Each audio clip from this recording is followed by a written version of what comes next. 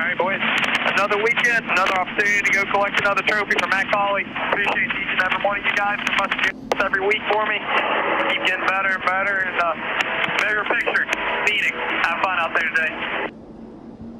When you come to this style of racing, keep an eye on this team. Colleague, they've really been good here. One, the last time we came to Talladega last fall with that 16 car was A.J. Allmendinger behind the wheel. Front row, all about RCR. Qualifying here yesterday, no practice, just qualifying. Austin Hill wins his third career pole, second straight at Talladega. To his right at the start, teammate Sheldon Creed. 113 laps, 300 miles. It's the NASCAR Xfinity Series at Talladega Superspeedway. Green, green, green, green.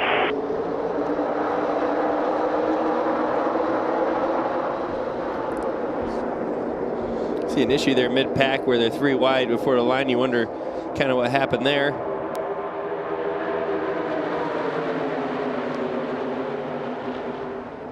For me at Talladega, this is where it really hits you for the first time. When you just get up the speed, down the backstretch, you're surrounded by 30 some other cars, Joey. You're like, oh my goodness, this is going to be a long day. Well, and this is when you don't know what your car's doing either. We just said it, no practice. They're going to get right on each other here. They're getting up to speed. Everyone's figuring out, what's my car going to do when I get to turn 3 and I'm up to speed? Is it going to drive good? Is it going to be a little off? Is it going to be hitting the racetrack?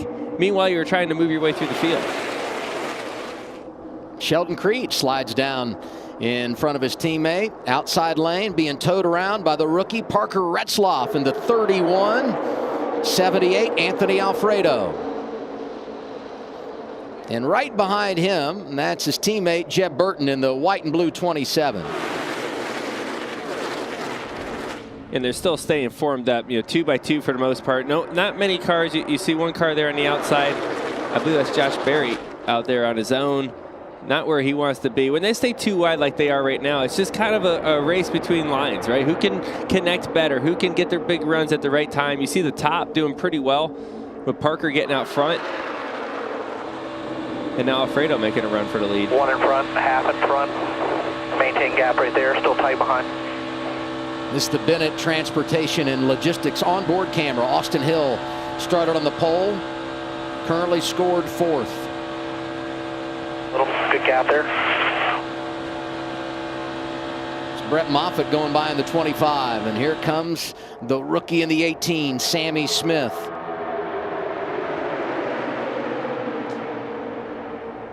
Middle and outside lanes are starting to form. The NASCAR Xfinity Series cars drive so much differently than the Cup cars, and I think you're going to see a different race today than what you're going to see tomorrow. And some of the reason for that is these cars will run faster in the second and third lanes by the nature of how they draft. The draft in these cars just a little bit different, and you're seeing that right now with the second lane has already had 2 overtakes for the lead. I think you're going to see that continue to be the trend here today. And if they get out to the lead, Brad, you know how this is. If they stay out to the lead and they don't come down in front of the bottom lane and they get 3 cars cleared up top, you better look for that top lane to be very dominant if that happens. Right now, they're still staying racy. Some cars are going back to the bottom of the top. You got some faster cars back here. You see Barry, you see the 9 of Brandon Jones. They're trying to work their way up, right? They're in the hornet's nest. They're where you don't want to be, right? And, if something goes wrong, they're in the middle of it. So they're going to make moves, right? They're in the middle there right now trying to figure out how can they get to the front to where they can be in a little safer spot and go for the stage points. And there were some drivers that knew they would be right in the middle of it because they're coming from the rear. You saw the graphic. Parker Kligerman did make a qualifying run yesterday, had brake issues. He's plus 13. Cole Custer had to go to the rear, unapproved adjustments. He's plus 16. Sam Mayer nearly won this race in the fall. He too, coming from the rear, is up inside the top 25. We'll monitor their progress. We're only 4 laps in and already a lot of movement. 16 cars in 4 laps. That's pretty good. That's really good. On the other side of that, I'm looking at Austin Hill, who started on the pole, and we're only 5 laps in. He has not moved from the bottom lane, and he's already cycled back to 9th. You have to think, if you're in his shoes, Joe, you're thinking, I might need to find another lane here.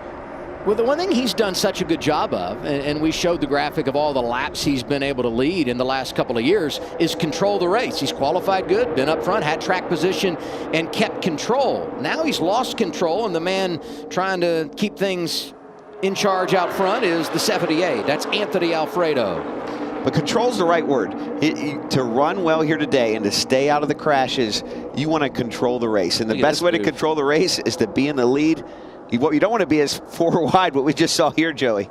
Well, Josh Berry saw the opportunity to shuffle a car out, get to the back bumper of Justin Allgaier, his teammate, and he took it. Plenty of room for 4 wide. You can definitely do that here. You don't want to be the one that gets put in the middle, but he saw that opportunity and took it. He has a teammate behind him, knew he was going to go with him.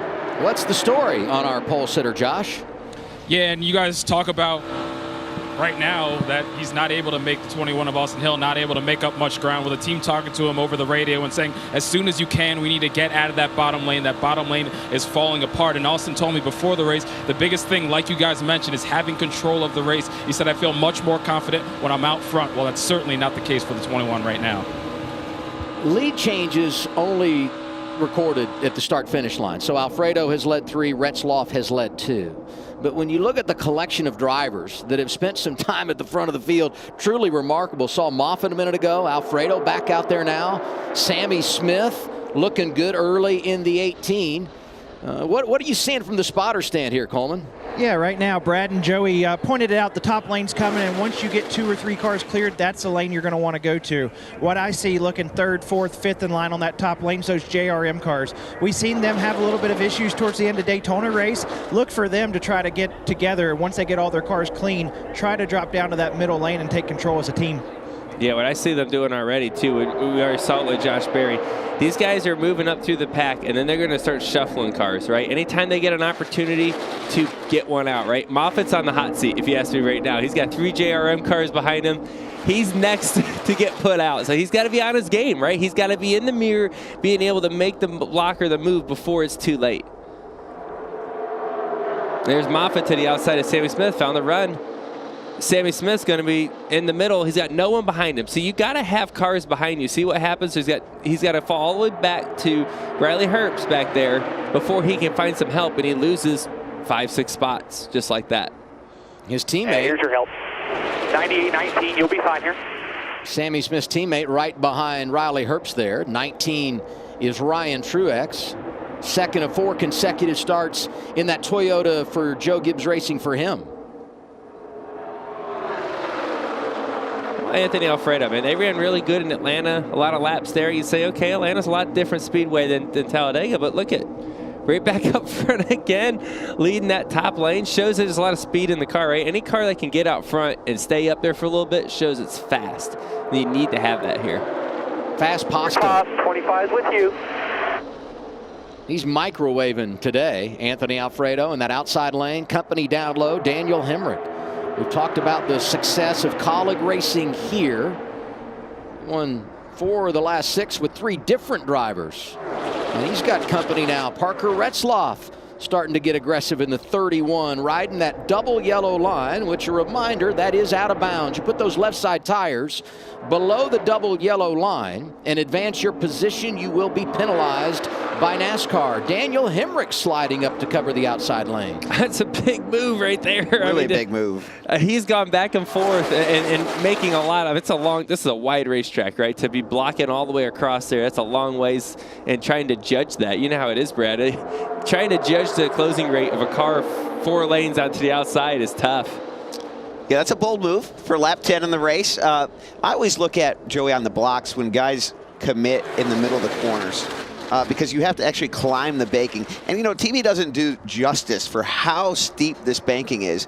And when you take a car from the bottom lane to the top lane, you're literally climbing a hill at 200 miles an hour. It's going to slow it down, and so your gap tightens up very quickly, and it can lead to contact in tough situations. I mean, it's a couple stories up, right, when you think about it from the top to the bottom. On board with Jeb Burton. This the state water heater's onboard camera. Heart rate hitting 162. Saw Sammy Smith last week at Martinsville in the heat of battle, up right around 175, 180. And there it is, 171. And that's all adrenaline. Right? That's all that is. We talked about it earlier. Physically, not very challenging here. Mentally, everything. And you see that's what he's dealing with right now. Only driver in the field that's won here in the Xfinity Series. And looking good in the early going. Daniel Hemrick out front. Moffitt, Burton, Alfredo, Allgaier, your top 5. It's early for the Xfinity Series in Alabama. Have a good time.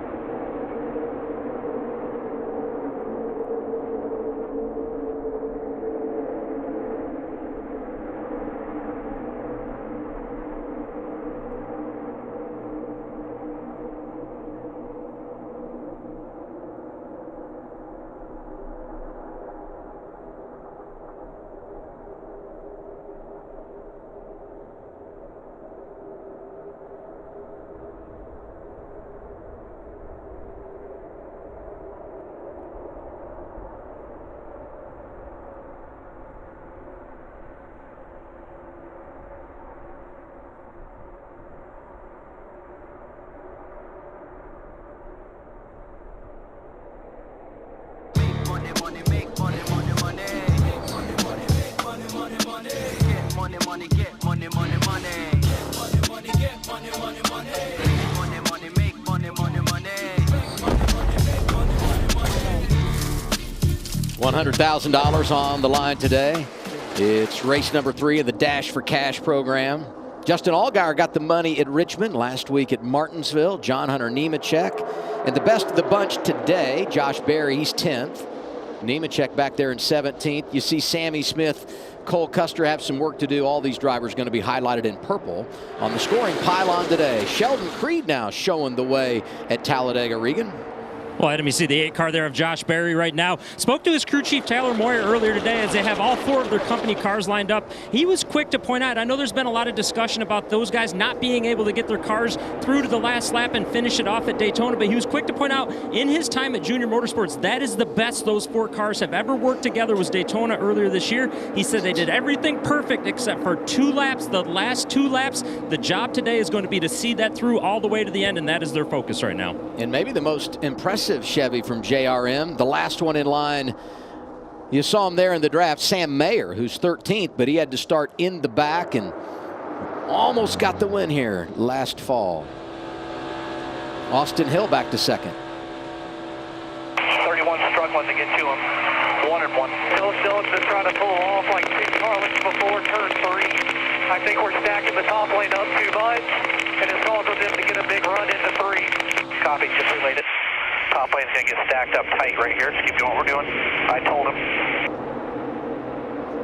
Yeah, so they're trying to string the top lane, and what I've seen here so far is that, to no surprise, the RCR cars are really, really fast.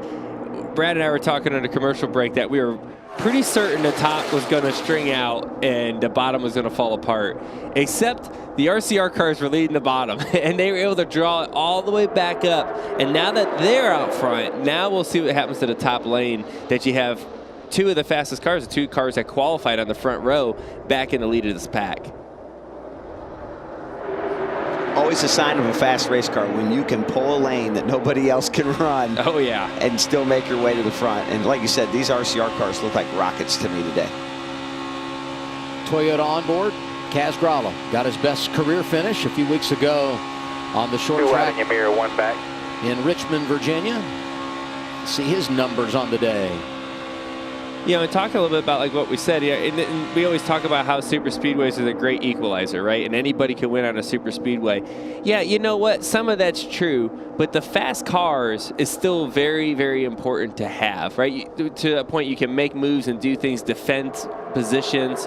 If you have a fast car, if you don't have a fast car, you get stuck in the pack.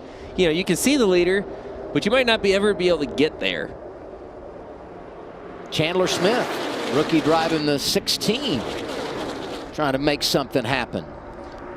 Tried to make an inside move on Austin Hill, and you can see he used distance to his advantage. He drove all the way down to the bottom 1 and 2, got himself all the way up to the leader, but now he's going to get swarmed down the backstretch with that big run. He had his teammates there with him. You saw Daniel Hemrick from Colleague, Derek Kraus driving the 10 again this weekend. See if he can recharge that run on the bottom. Take another shot at the lead here. It's been a pretty racy pack. You know, usually by now you see a lane kind of prevail, but guys are making moves, they're learning things, they're trying different things. And part of that's because there's only 8 to go in the stage. You got to get up there if you want some points. 8 laps now, 7. And it's been a quickly moving opening stage. Racing has been outstanding. 4 different drivers have led. Sheldon Creed has led the most at 7. Hemrick and Alfredo 5, and Retzloff had 1 as well. That was a great example. You saw Chandler Smith on the very bottom. The amount of time he gained by shortening up the racetrack. He gained 2-3 spots. But the problem is when he gets on the straightaway, the top is so tight. There's so many more cars up there closer to each other, and they're able to push that top lane back that 3 or 4 car lengths.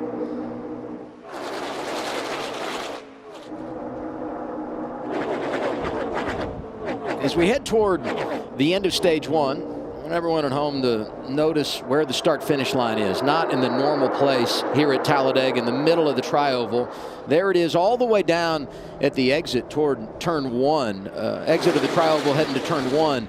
And that has cost a lot of drivers a win at this racetrack. I'll give credit to Bill France Sr., who designed the track here some 50 years ago. He really wanted the fans to be able to see the finish of the race from all the different angles. And really what it did, it gave more time to make that last move for the win. Coleman, there's going to be 5 to go in the stage. What are your observations? Things going to get racy here as we head toward the green and white checkered flag? Yeah, coming 5 to go in the stage. The thing I see is the Colleague cars lined up on the bottom lane. We're always known for their teamwork here at the Superspeedway, but what's also known is their relationship with RCR. So obviously there's some speed there. It's going to be interesting how soon this 21 and 2 migrates down to their Chevrolet teammates, knowing that they're fast enough to pull the lane on the bottom. It doesn't seem like the top's able to string out as much today as what we anticipated. And we had some body language working in the booth. I saw Brandon Jones moving around. I'm like, uh-oh, Joe, you about came out of your chair there. Someone's got to give a little. It's got to be a little give and take sometimes. There's a late block being made, and he was kind of already there, and thankfully everyone lifted a little bit. And here's the point that Coleman was just talking about. Are the RCR cars pulled down in front of the Colleague cars? Well, too late. Too late. They're there. And with 5 to go, does the bottom make it happen, right? There's a lot of teammates working together here, and especially these RCR Chevys or affiliated RCR Chevys. They're quick. They have control of the front, 3 rows or so. Regan? Adam, the 27 car, Jeff Burton, of course, started up in the top 10 today. Has slid back a little bit right now, and maybe an issue in that car for him.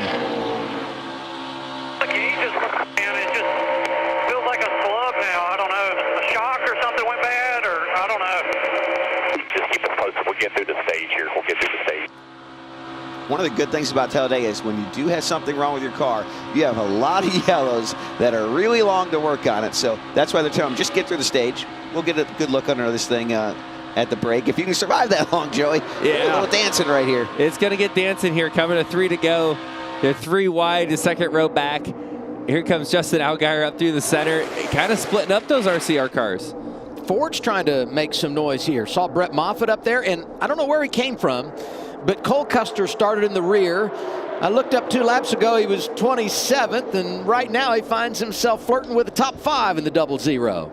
Ooh, I like this move. Justin Allgaier up the middle. The middle, to me, is probably the fastest lane. Top, clear to the bottom. Bottom, nosed out. The middle's nosed out now. Yeah, the middle's the fast lane if you have the cars behind you. Yes. Right? There's times that it gets very separated, and everyone always hears about the sucker hole, right? The one that makes you go backwards. Well, that's if there's no cars behind you. But if you have 3 full lanes like you see back there right now, not a bad place to be. Sam Mayer from the back to the front, working with his teammate, or at least he was in the one down low. Now Allgaier slides up as they work that middle lane. And that's a big move, right? Sheldon went down there to try to side draft Justin Allgaier, put a bunch of drag on that rear spoiler to pull him back so he doesn't clear him. But it was very important for Sheldon to get back up in front of his teammate to get the push there again. If he misses to get back up in time, it's game over. Right, here goes with a similar move. He's going to go down here, try to side draft him a little bit, get back up, get the top lane down the back stretch to push him. A lap and a half remains in our opening stage at Talladega for the NASCAR Xfinity Series. And Jeb Burton may be having a problem, but right now, best place is just right there at the front of the field, feeling comfortable in the draft. He's the second car down in that inside lane behind Allgaier. Oh, top lane's breaking apart. You see Josh Berry drive through the middle here and really give it the finishing blow. That's going to hand Justin Allgaier control of this race for the last lap in the stage. Allgaier never won at Daytona or Talladega. 3 times he's been a runner-up on the drafting tracks. Off to a good start here today. This is a tough track to lead. Look at Josh Berry with the big run trying to get outside of Creed there. Opens up the middle for the 19 car, Ryan Truex Jr. There's going to be a big run coming off the top here to Justin. He's blocking all the way down to the bottom. Wow. Mirror on. He's going to get to his outside. That was a huge block to try to win this stage. Jeb Burton not quite clear, though. Jeb Burton wants the lead. Slides up to block Creed, not in time. 2 drives around him. Allgaier leading in the bottom lane. Drafting help from his teammate, Sam Mayer. Now he slides up in front of Creed. It's the finish to stage 1 for the Xfinity Series at Talladega. The green and white checkered flag is out, and it's given to Justin Allgaier, his 4th stage victory of the season. That's the most of all drivers. 3rd time he's won a stage here at Talladega. Creed was 2nd. Mayer was 3rd. Jeb Burton, Austin Hill, the top 5. Way to go, number 7. Allgaier wins the opening stage.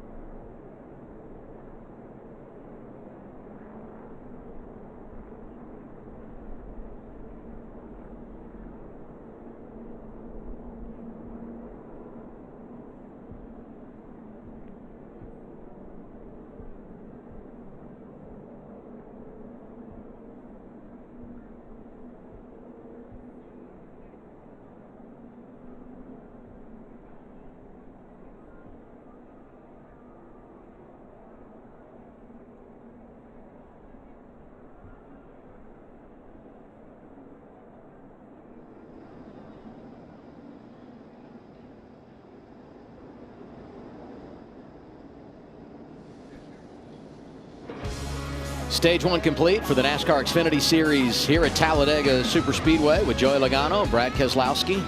I'm Adam Alexander. Allgaier gets the green and white checkered flag in Stage 1. You see the stage point breakdown here after 25 laps of competition. Here's a stat for you. The Stage 1 winner has won the last 4 races in 2023. So that bodes well for Allgaier, who's not won at Talladega, hasn't won at Daytona, hasn't won in the draft in the Xfinity Series. A surprising stat. That's an interesting stat, but I tell you one thing, it doesn't matter. Because this is Talladega, it's a different world. You know what I always like about the stage points at a Superspeedway race is 2 things. One, it makes you do more aggressive things earlier in the race, so I think it's a better show for all of us watching, even in the booth and the fans at home. But the other thing I like as a driver is if I score stage points at a Superspeedway race, then if I wreck at the end of the race, I'm kind of like, all right, at least I got something out of it. Yes. But if you don't score any stage points in a race and you get wrecked late, you leave here so frustrated. Yes. I hear that a lot. Let's take a look at Austin Hill's road to Talladega, sponsored by Wyndham Hotels and Resorts. See his numbers. This is his Speedway career, and he's done it at a lot of levels. Going to be racing here with you guys tomorrow afternoon, driving the 62 for Beard Motorsports. But if you look at Xfinity, in 11 starts, you know, really, truthfully, you should give him 8 because that's what he's been doing full time when he's been committed to it. And in that time, the last year and a half is when he's led those 410 laps on the Xfinity side. Also has the win at Daytona in the Craftsman Truck Series. So he is an impressive driver, no doubt, and understands the draft. he's grown so much over the last few years and really positioned himself to be a great star in the sport.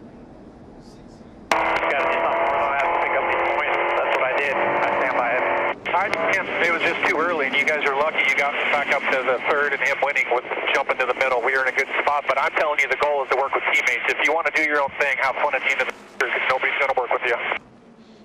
Oh, boy. The teammate drama. Oh, yes. Always happens on speedways. We had this with Junior Motorsports at Daytona. To be continued. Pit road is open, Josh.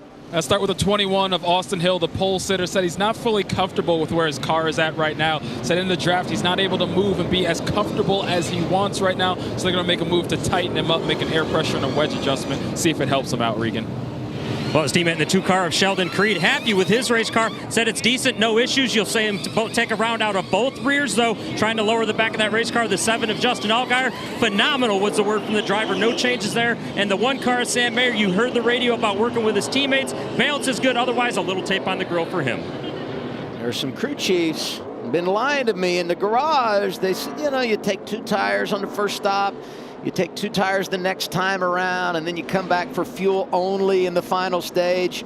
A lot of teams electing to go 4 tires there. Top 3 off pit road did take 2. Ryan Truex, John Hunter Nemechek, and our stage 1 winner, Justin Allgaier, came off pit road second. Let's see if we can talk to him for a second. Justin Allgaier, Joey Logano in the Fox booth. You got me? And just because I was afraid of sliding up, and it hurt me. He was talking. So, wheel to the right, getting into the box than I thought I was gonna.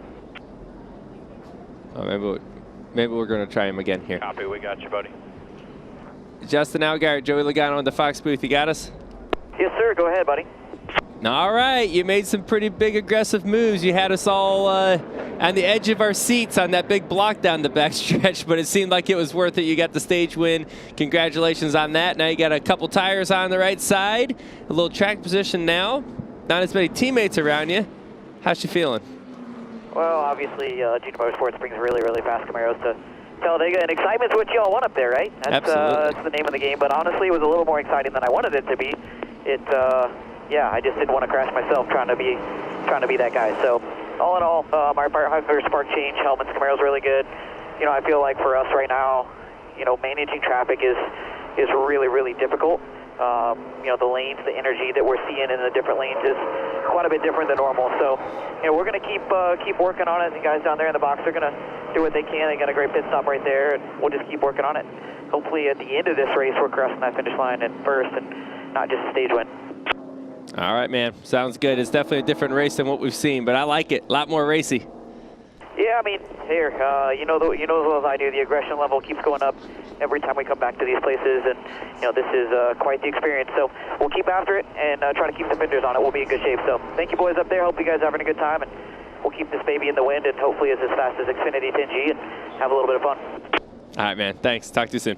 Aggression, the name of the game. A couple of drivers too aggressive on pit road. Austin Hill speeding, so was Josh Williams, both exiting stage 2 from Talladega when we return.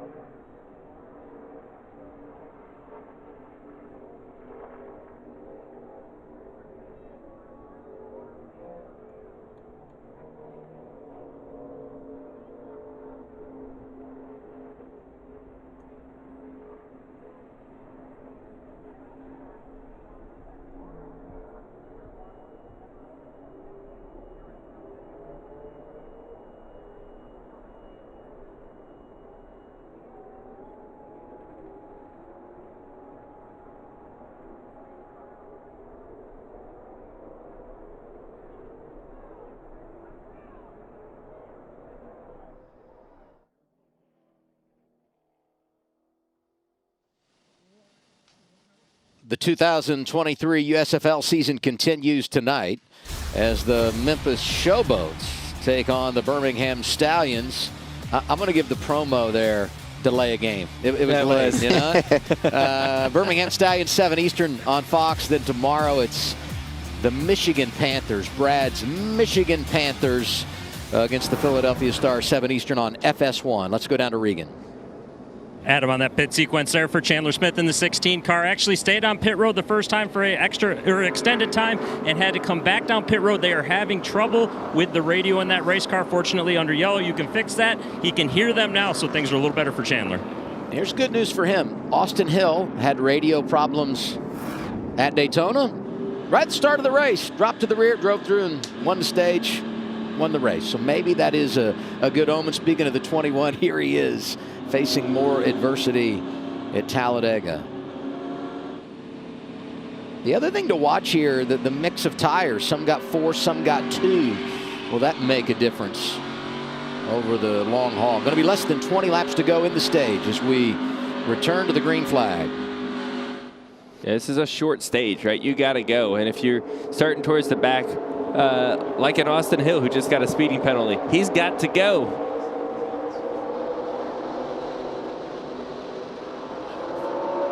Ryan Truex outside lane, got his teammate Hunter Nemechek behind him. That's a bit of a new cast of characters up front. We haven't seen the Gibbs cars up here yet. You see them able to push along pretty well in the start. Sammy Smith's up there too, 3rd car inside lane. So all those Gibbs Toyotas got a chance to hook up in the draft as we are off and rolling here in stage number 2. Josh Berry had an extended stop, saw him in the outside lane, getting a push from Anthony Alfredo. And immediately you see him go 3 wide again. Now, these guys are not afraid to go 3 wide. They've seen success in any lane. And I love seeing that, right? That's a great super speedway race. There's room for it at Talladega.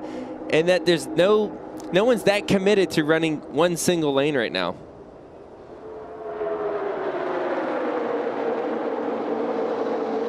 See Riley get up right in front of Hunter Nemechek, right? The right amount of time in the tri-oval there.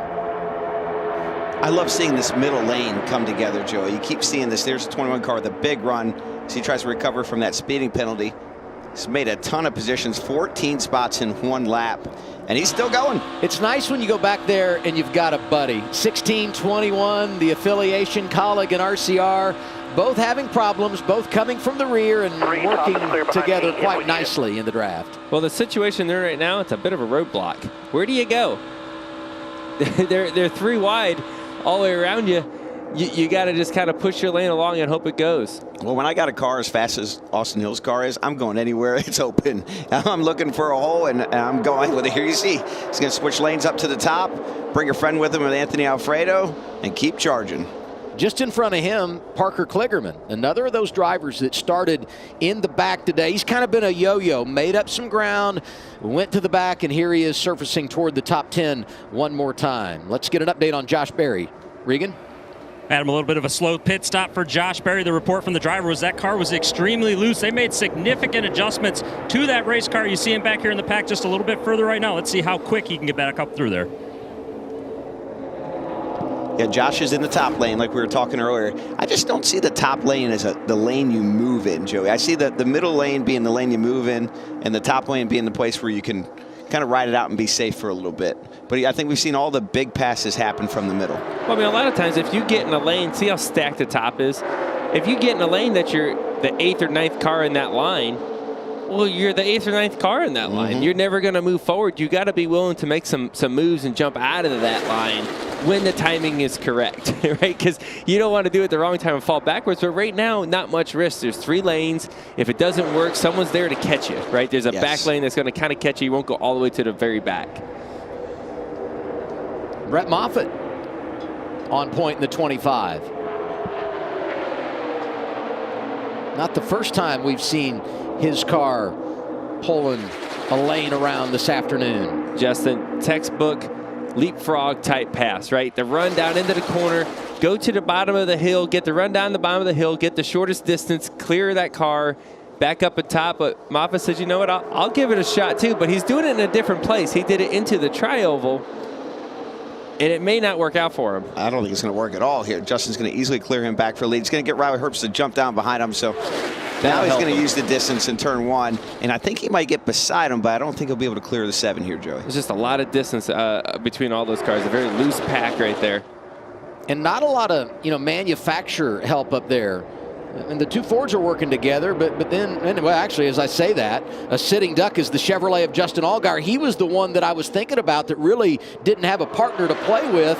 And right behind him, those 3 Toyotas from Joe Gibbs Racing all took 2 tires on that last cycle of stops to gain some track position, and they are on the move outside lane. 51 fading back.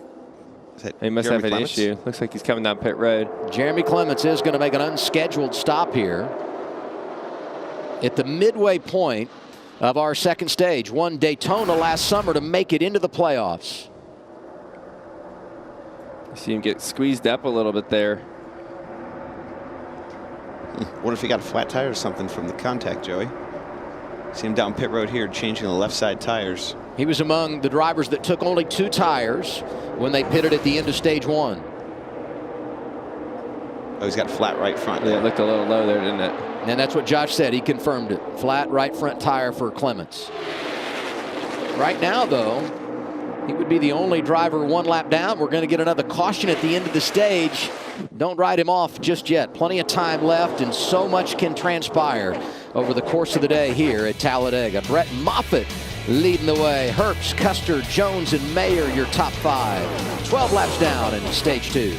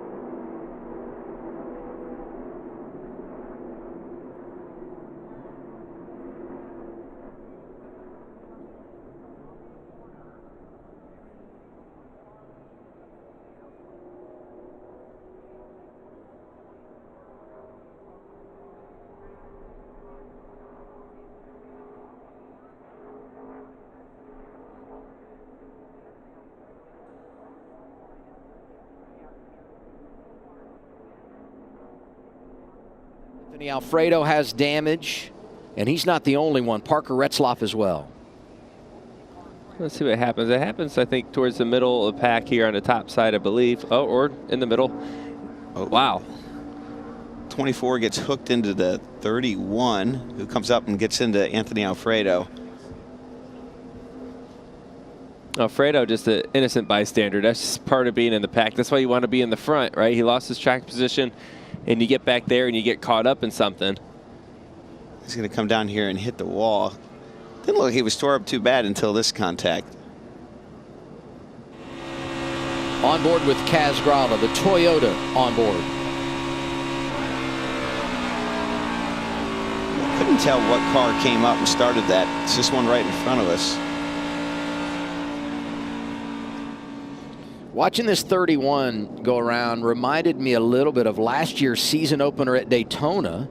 On the last lap, when that 31 did something similar to that with Myatt Snyder driving, he did go over. I'm glad they were able to keep all 4 tires on the ground there. At least he settled there. And look at Ryan Sieg. He barely got through that, didn't he? That was close. We were all so nervous when the 31 was sliding back down the track. We'll take a break. Brett Moffitt leading as we are under caution for the second time this afternoon at Talladega. 4 cars involved in this one.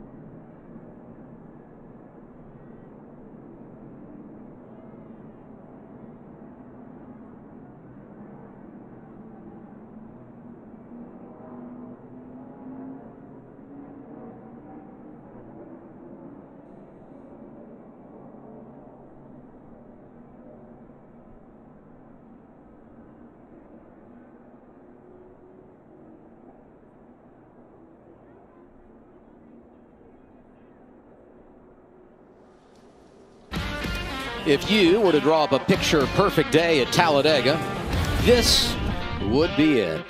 This is truly an enormous slice of NASCAR when you come to this place. It doesn't get any better. A red-letter date on the NASCAR calendar. Fans out today. They'll be out again tomorrow. We look forward to the Geico 500 live on Fox.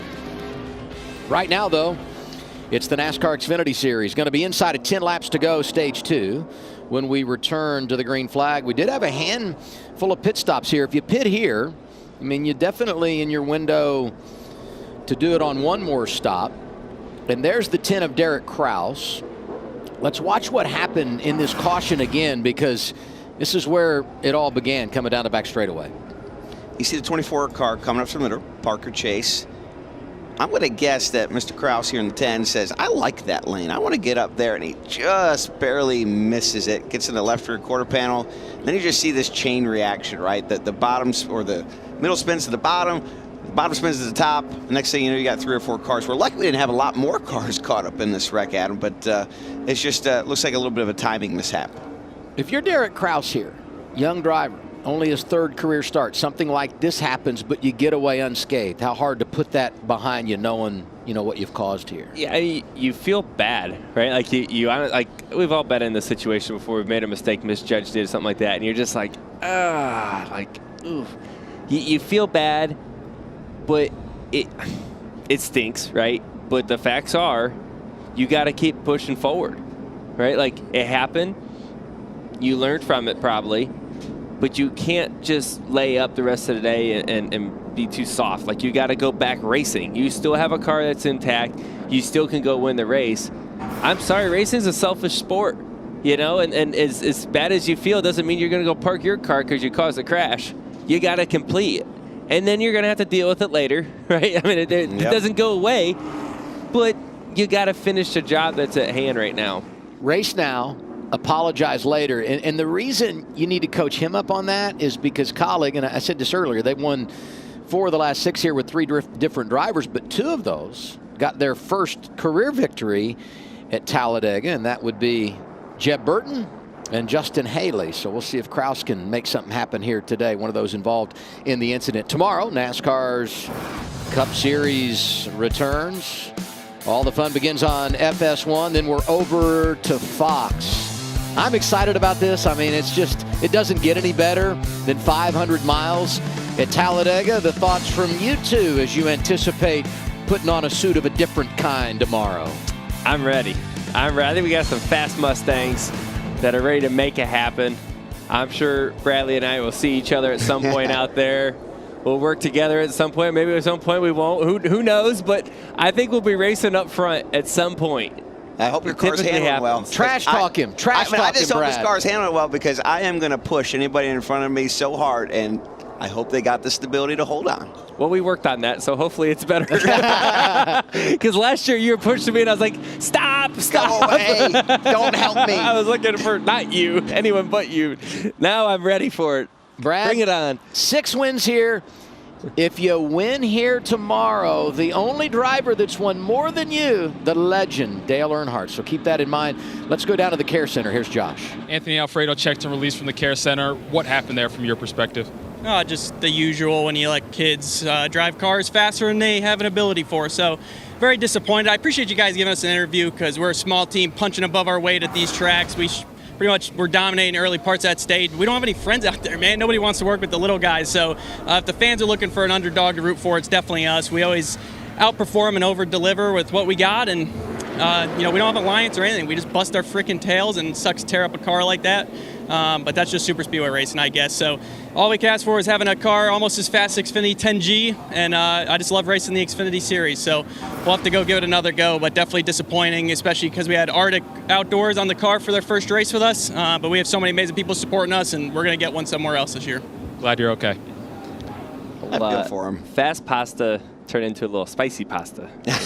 Imagine a driver from Connecticut showing emotion at a race. I've never seen that before. Adam, first time for everything. Ford's on the front row. Brett Moffitt in the outside lane next to Riley Herbst. Herbst has got his teammate Cole Custer right behind him.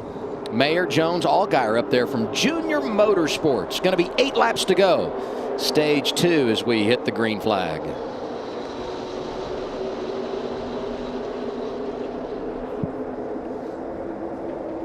Great overhead shot from the drone cam. That looked planned, right? That was. Fords working together. Moffitt slides down in front of the 98 00.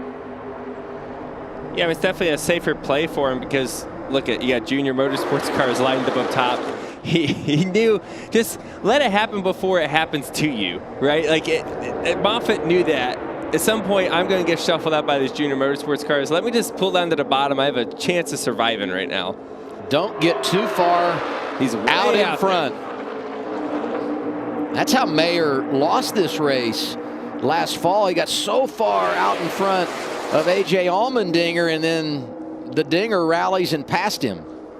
Look at that. Who's that on the bottom? Jeb Burton. He just shuffled right down on the line.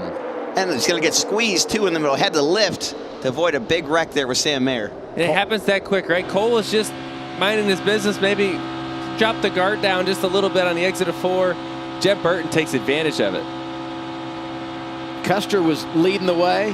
When you look at those 4 drivers going for the dash for cash, and now he slid back outside the top 10. He's not done yet. He's making some more moves, trying to get to the lead. And he's going to get a huge run here. He must have someone pushing him back there. Of course, it's Austin Hill. Look who it is. He's back. Austin Hill, speeding penalty, no problem. 21, pushing the 27 of Jeb Burton to the lead. Both really good drivers in the draft. Now Austin's up here. He's a little bit on his own. 3 to the bottom, straight line. Headlight higher, middle lane's form now, 4 back. 6 laps to go, stage 2.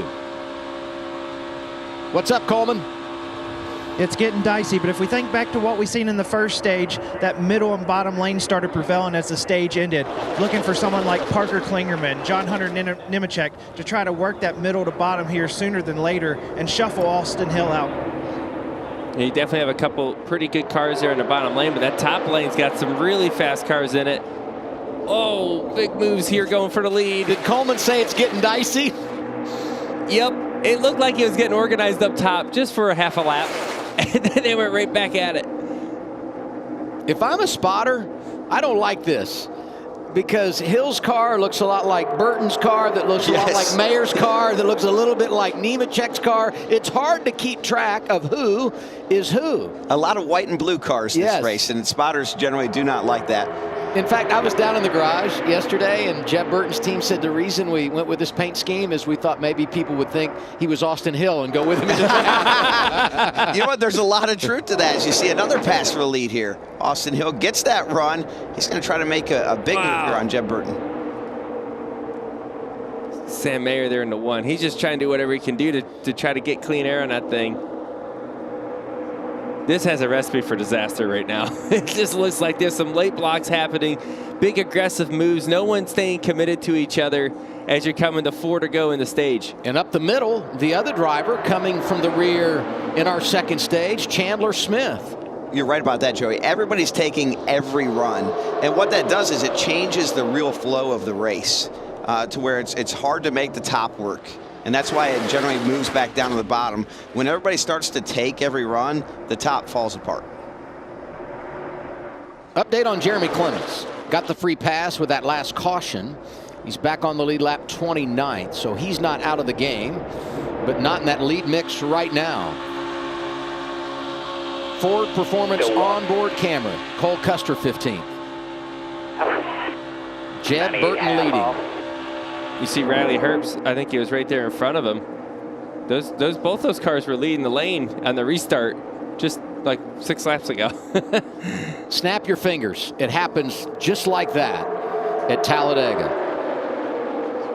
That move, Josh Berry went to the top. He was praying somebody went with him. The 19 Ryan Truex went with him. That's what he needed. If that didn't happen, Josh Berry doesn't move forward on that type of move. Oh, but it didn't last long. Ryan Truex, not Junior. Back to the middle. He's going to make the pass on Josh Berry. Hey, wait a minute. If you're racing here, you should just go by Junior, and there's trouble again. 3 to go on the stage. My goodness. And a major hit for Dexter Stacy. Blaine Perkins with huge damage. He hit the end of the wall, Joey. Look Great at the where it wheel kicks bounce. out like that. Oh, my. Debris everywhere. And a tire bounding out of control into the wall. We're going to take a quick break. This caution likely ends stage 2. Third yellow of the afternoon. Dexter, Stacy, Blaine Perkins involved at Talladega.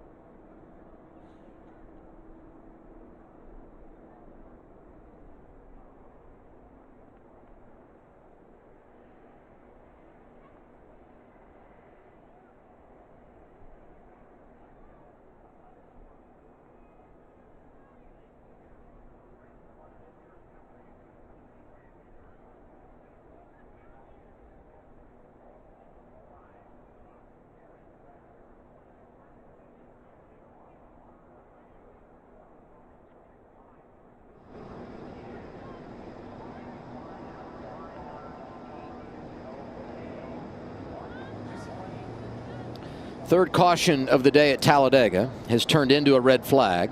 It's Blaine Perkins climbing from the 0-2. AMR safety team was right there to be by his side, and they needed to respond quickly because his crash was spectacular. So let's go back and see where everything started here coming off of turn 2. So we're going to see a spin from the middle, the 66. He's going to come down and hit the inside wall very, very hard. And this is where the wall kicks out right there. And that shot doesn't do justice. And look at this car. Barrel rolling down the backstretch. And that wasn't the half of it. By the way, Dexter Stacy has also climbed from his race car. So this is Blaine Perkins. You see he's going to get hit. The car's going to catch the air, land right here on the roof, and here comes the barrel roll. Right when you get sideways like that, it starts to bite, and then off it goes. And at this point, you hope when it's up in the air that it doesn't land on the roof. Look at the parts and pieces just coming off that race car as it barrel rolls down the back straightaway. It's at 6-7 times I think I saw that car go around. Yeah, some big hits within the rolls, right? The revolutions at that speed usually isn't bad. It's the impacts when you come down back onto the racetrack. Those are the ones that hurt. He just gets tagged in the right rear, sends him up like that. And this hit, oh! You see the safer barrier move, Joey. Thank goodness there was something to give there, but the wall comes out on a little angle there to allow the safety crews to get out on the track, and that angle is not forgiving. As you can see, parts flying off of Blaine Perkins' cars, tires, exhaust. And that car disintegrated while it was rolling over. We're under red flag now as NASCAR addresses all this.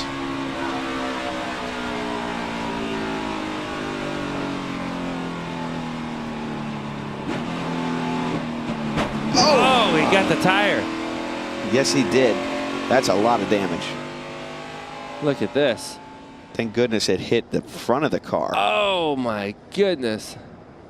I don't know what the data would say, but he had backed completely out of it to avoid the incident, and then wham, that tire comes down and gets him. Jade Buford was in the 5. He was the other driver on the front end of the accident. And this is going to end our second stage. We'll get them going again and do everything officially, but Jeb Burton was leading when all this happens, and all this happened, and he will end up getting his 3rd career stage victory. You see the hood there on Cascarala's car pushed in a little bit from that tire. I mean, dude, you hit a tire, that's like the scariest thing for all of us, right? Because that thing's going to get launched. It's hitting a very heavy basketball, right? It's got air in it. That a lot of energy. Launch. Mm-hmm.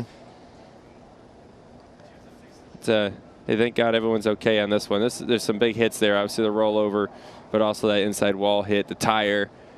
Things could have looked a lot worse on this one. Yeah, I'm glad we went to commercial to make sure everybody was okay before we came back and showed the replay. But certainly a nasty hit. Just a big reminder of why we say Talladega can be so intimidating and intense as a driver, because moments like this can happen at any time. Glad everybody's okay. But everybody in the pack, not only are we thankful that these drivers were able to climb from the race cars, also lucky not more involved. Under the red flag here at Talladega.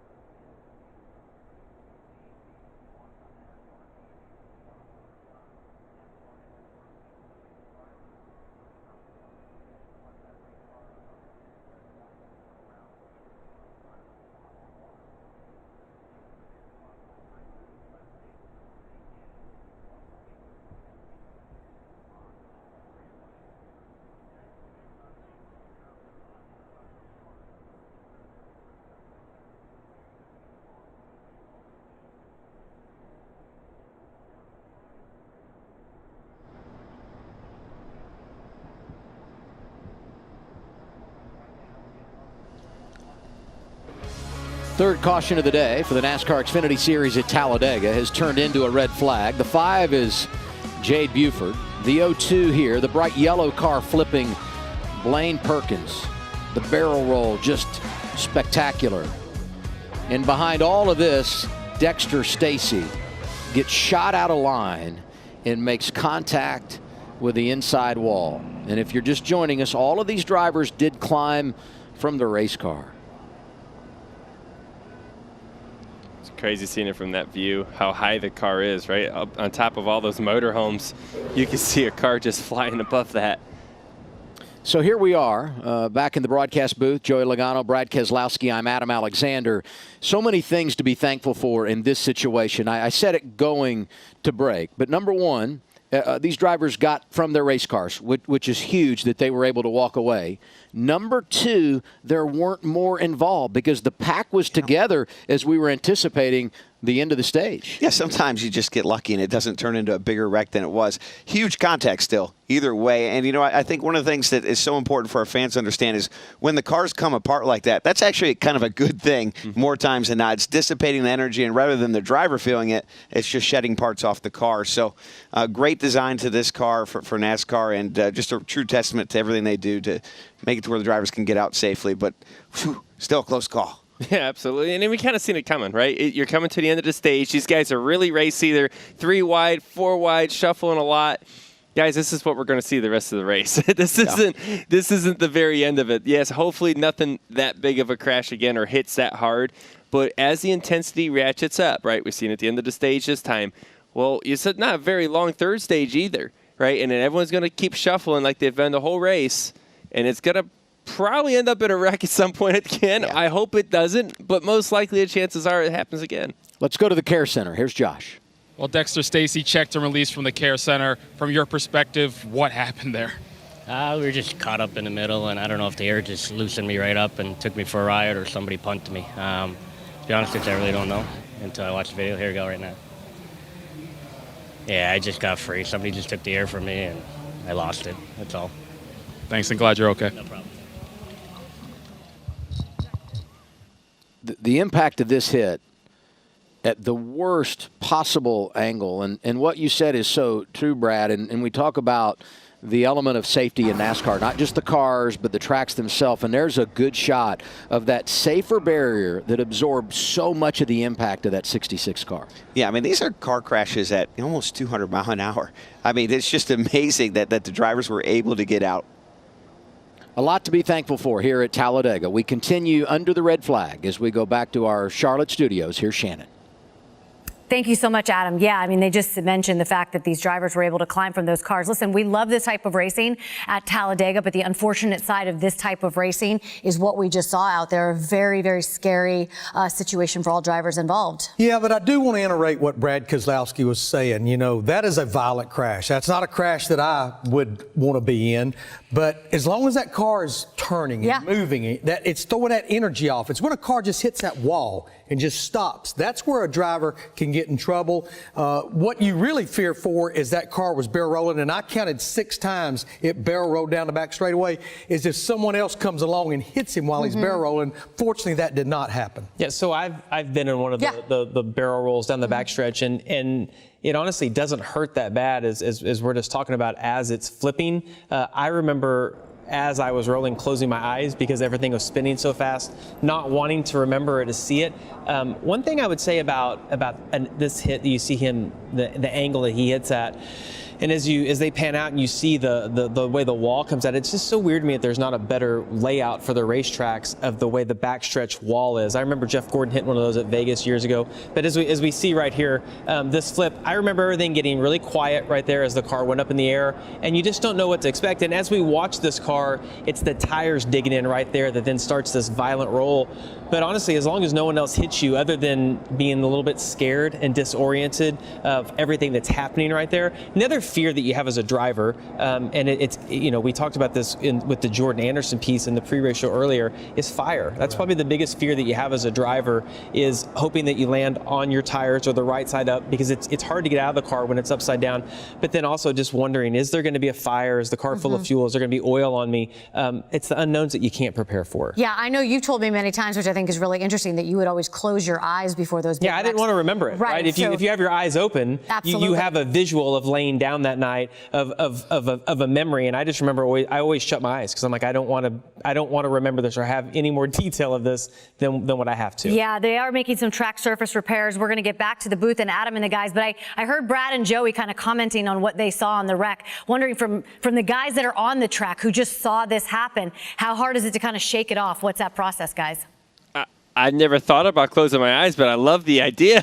Yes. I might have to give that a shot. Yeah, I mean, that is something it's for real, though. You know, I remember when I barrel rolled here or rolled over last time, and it's no doubt. It goes through your mind that night when you're going to sleep of, holy cow, I was a little closer to the end than I wanted to be. And that plays in your mind for sure. You got to get over it. As you can see, the red flag has been lifted, and whatever repairs that needed to be made to the racetrack evidently have been completed.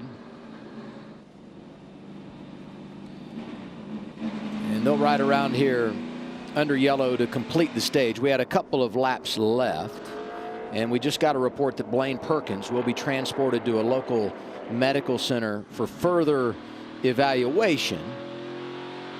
But the good news, as we stated, he climbed from his race car and with some assistance was able to make it to the ambulance, but he will be transported to a local medical facility for further evaluations. Blaine Perkins driving the 02 that went flipping down the back straightaway.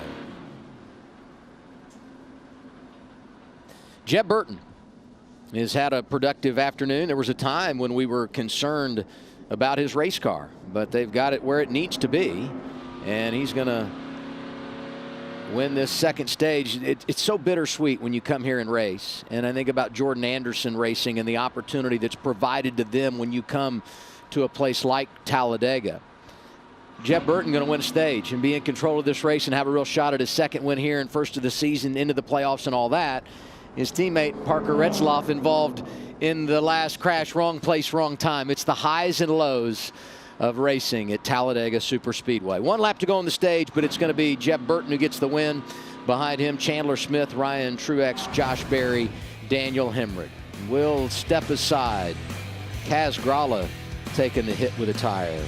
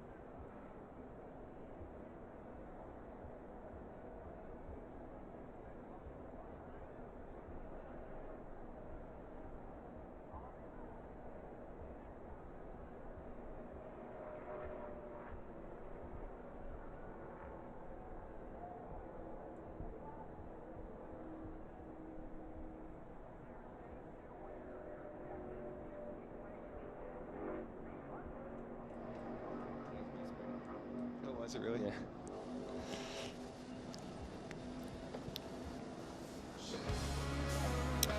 Stage 2 officially complete at Talladega. This the caution that ended it. We eventually got a red flag. Blaine Perkins. I mean, you just can't watch that video enough to appreciate all the things that are happening there and the safety of these cars. As Blaine Perkins, we told you earlier, was able to climb from the race car. He's been transported to a local medical center for further evaluation. And if you tuned away and have come back, Dexter Stacy was taken to the infield care center, interviewed with Josh. He has been released. And we understand now that Blaine Perkins has been transported out of an abundance of caution. So don't want to read between the lines on anything like this or try to anticipate what the situation is. But all signs very positive after a very, very scary crash here at Talladega. And now we get back to the competition. Time for pit stops as we've wrapped up stage 2. So this is where it can get interesting. There's some cars that pitted under the last caution, put tires on and filled it up with gas. Maybe their pit stop can be shorter this time. Maybe they do fuel only, have to put less fuel in it to get full, and they can gain some track position here. They're heading your way, Josh. Yeah, let's start with the 19 of Ryan Truex. His biggest complaint is that even when he's out front, he just feels slower than the other cars out there. So they need something to help him out in this one. As far as Austin Hill, well, he was getting a little too free towards the end of that run. So similar to the first stage, they're going to tighten him up. And the biggest thing, no speeding on pit road. That's the crucial thing for the 21 here, Regan. Well, the 16 car, Chandler Smith, happy with his car, said it's neutral right now, I don't need anything. And the 27 car, Jeff Burton, they are going to take 4 tires. On the previous pit stop, they showed some cords on the right front and the right rear. I had heard a few crew chiefs this morning saying we're really going to monitor these tires because we're concerned about tire wear. Having said that, the Colleague team, 1-2 off pit road, Hemrick and Kraus. They go fuel only. Behind them, some drivers that take 2. Austin Hill, the first coming off the pit lane that took 4 tires there. Let's check in with our winner of stage 2, Jeb Burton. How about it, Jeb Burton? You got a copy? This is Brad Keselowski up in FS1 booth. Yes, sir. I got you, buddy. Man, you're shaking and baking down there, looking really good. I think you're one of the few drivers in the field that's won here before. Looks like you might have a shot at winning again. We heard earlier you might have had a problem with your car, but it's looking pretty good. Everything all right down there? Yeah, man. At the beginning of the race, pulled out to try to make a move, and maybe the wind down the back straightaway just messed my run up or something. Just felt like I lost a little horsepower, but once we got back in the draft, seemed to be fine. So really appreciate Jordan Anderson Racing and all the guys there. They're working their butts off, man, and as you know, it takes everybody as a team, and they're doing a really good job, and just a pleasure to drive a fast race car again. So a couple good stages. Hopefully we can finish it off here. You betcha. We are looking great there, Jeb. Keep it up, and look forward to seeing another finish to a great race. Thanks, man. Appreciate you guys. Hey, we talk about the highs and lows. Some real good news to report for Jordan Anderson Racing. Jeb Burton wins the stage. Parker Retzlaff stays in the game, gets the free pass. So that's good news for the 31. Final stage coming up.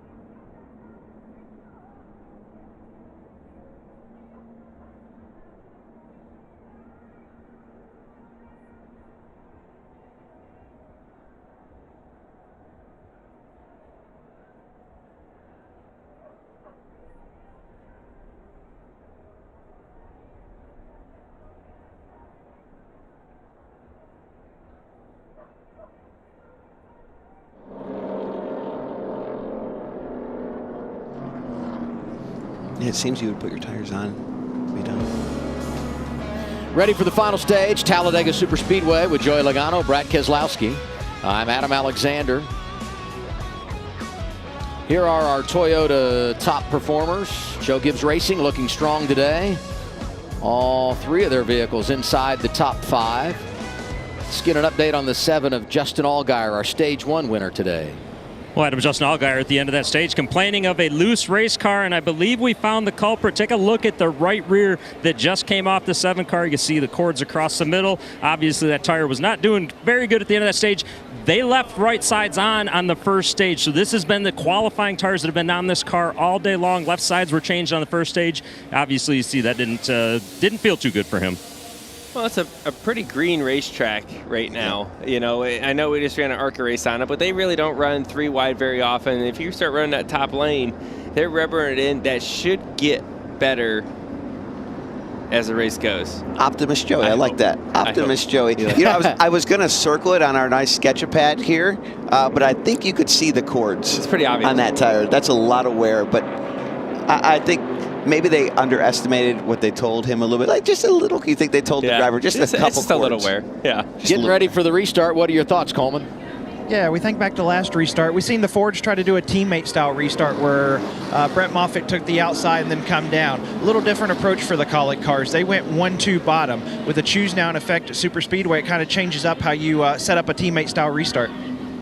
Yeah, there's definitely a couple ways to do it. Coleman brings up a good point. You can do the okie dokie to teammate start that the leader comes down in front of the other car, or you can just stack them in like Colic did and just stack them right behind each other. It allows the Gibbs cars, though, to stack the top side. As a team owner, I hate that. Like, I at least want one of you guys on the front row, or, you know, like both of you on the front row. In case something happens, I've hedged my bets, but we'll see how it plays out for Colic here on this restart.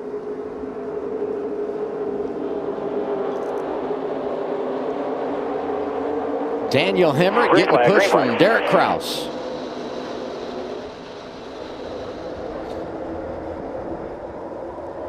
Move out to him. 10 still with you. They haven't caught the 10 yet. He pushed you way out. You and the 10 are 3 in front of the 3rd place, 2 in front. Jason Jarrett on the spotter stand for Daniel Hemrick. Side 19. 2 back behind him. They're getting grouped up quicker. The 10's going to get a push in the middle lane. Middle lane. 10 getting a push middle lane. You know, the spotter's so important throughout all this. You know, especially when you're in the lead. Your spotter's got to, I always say, paint a picture. Tell me what's going on 2-3 rows back so I know what lane I need to be in. That is the most important information. Your spotter's got to understand it, too. It's not just saying what it is, because there's a lot of useless information your spotter can tell you and actually hurt what you're doing. So your spotter has to be very educated on the draft itself as much as the driver, so you can get the information needed. Looks like that restart choice worked out. Daniel Hemrick's going to maintain the lead with his teammate in 3rd place. Look at these guys pushing up top. Now you can't lock bumpers here, right? That's the Xfinity rule. The Cup cars, they can lock bumpers and push all the way around if they can. The Xfinity cars, to prevent the tandem draft that we used to see so much, you can bump, you can kind of stay there a little bit and give them some taps back and forth, but you can't lock on. You can't just make it a solid push and push through. Coleman? Yeah, excited to see what happens here. You see 5 guys strung out on the top. I look for Austin Hill here to go from the top to the bottom and start to recharge this lane before it singles out here pretty quickly.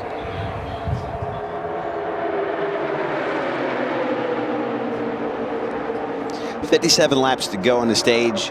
We just had a series of pretty big wrecks, Joey. You have to wonder if there's a couple guys like, you know what, I just want to catch my breath and lower my heart rate for a few laps here. It's a little bit more calm right now for sure, and you see the top starting to string out here. It might be everyone just hoping to. Half one down. You know, we got to get to the end of this thing too. They got a fair amount of time to the end of this race. There might be, you know, 57 laps to go. It might just be clicking some laps off for a second, but these guys aren't to that point yet. they're still racing back here. Well, some of them aren't, Joey. Some of them are. Jeff Burton making that tight move. This heart rate deal really gets my attention. Speaks volumes about what he's facing inside the race car. Saw it up over 170 earlier in the draft, near 160 right now, and there he goes, 161, 163. And as you see the top cars there in front of Jeb Burton right here, they're all single file, very disciplined with each other, running very, very top. And that's the fastest way. And I think as they stay like that, and if they stay that disciplined, which it looks like they are, that top lane of this 3-wide racing that you see towards the middle of the pack here, it's going to keep drawing it up, right? They're going to keep pulling the top lane up. There goes one right there. Right? There goes one, and then people are going to start bailing on the bottom. They're going to be like, this isn't working. And they're going to find a hole, right? Josh Berry could get up there. He did not. And if they start bailing, it just starts to go away. Yeah, it'd be interesting. The Junior Motorsports cars have the bottom lane here, and they are going backwards fast. But if they can get organized, they can defend against it. You know, he's in a lot of trouble. Sammy Smith, he was up there on this restart with his teammates at Joe Gibbs Racing. There you see him, red, white, yellow Toyota, middle of your screen. He got shuffled out, sent back, and he finally finds a hole in that outside lane. You know, and look at Riley Herbst pulling down there. That's a pretty gutsy move. And then he's already towards the back of that single file lane, so he's like, you know what, maybe I'll go for it. But pretty risky move at the time. But his teammate Cole went there. There's actually some pretty fast cars down there right now. But you know what? When I think of the Xfinity Series, and I think you know, there's a lot of young racers that are learning out here. One thing I think when you go to a super speedway and you're a young racer, make moves. Go for it, right? Staying in line, you learn nothing. And you're never going to win if you don't learn. So you have to be willing to make mistakes every now and again and make some moves. You know, if you just follow the guy in front of you, you're not progressing your career, I don't believe. Well, I think they're listening to you, Joey, because they are making a lot of moves right now. Austin Hill trying to make a move to get up to the front here. He was running 6th, and now you see him all the way up to 2nd. Well, we know that's probably the 2 fastest cars on the racetrack. We're talking about the 21 and the 2, those RCR cars. They qualified up front. They are quick enough to drive through the field kind of on command, and you're seeing it happen again. He told us yesterday, Austin Hill, after winning the pole, I'm not going to ride around in that outside lane unless I'm the leader. Starting to see the aggressive moves here as he slides behind his teammate, now slides down underneath of him, getting dicey at the front. Hemrick blocking the 21. It was kind of interesting. Sheldon kind of bailed on Austin there. Yes. And then Austin, I think, so you know what, if you're going to do it to me, I'll do it right back. And now they split each other up. Huh. That was very interesting sequence of moves. Those two could have easily stayed together and took the lead, but they kind of left each other both out hanging. And that's how this racing works, right? Like, oh, we're all buddies, everything's good until one thing happens, and then it's, well, you did it to me, so it's game on now, right? And then you start to grow this offense against each other, and it gets tricky. Yeah, it does. Here. You got to work with people, but you want to win. It gets really hard. DW used to say frenemies. Yeah. Co-opetition. I think I've heard that one too a few times. Yeah. Josh Berry, red and black number 8, sliding down in front of all the way up. Jeb Burton. On board Kaz Grala. It's just amazing this car's still in the race. It is. By the way, he hit an entire tire and wheel assembly, probably going 60, 70 mile an hour. I don't even know how that race car's still running. One here. Jeb down there in the bottom of 3. 8 on your quarter here. I tell you, I love how these guys are rolling the race today, because there's definitely a moment where it could have single filed out and we would have been sitting here trying to talk about something. Not today. These guys have raced the whole time. Austin Hill to the outside. He's going to buy Daniel Hemrick here to take the lead. You can't block every lane. Hemrick slides down low. Austin Hill drives by. Hemrick in line behind the 21. Just behind him, Austin's teammate, the 2 of Sheldon Creed. And here comes Junior Motorsports down low. Barry getting a push from Allgaier. Sam Mayer is there. JRM winless in 2023. Great recovery here. You remember just a few laps ago, they were on the bottom lane, and there was no friends, no help. It looked like they were going to fall back into the 20s, and now look at them challenging all for the lead. We're going to get some green flag pit stops in probably less than 10 laps, and we'll have them for you as we roll on from Talladega. Austin Hill, your leader.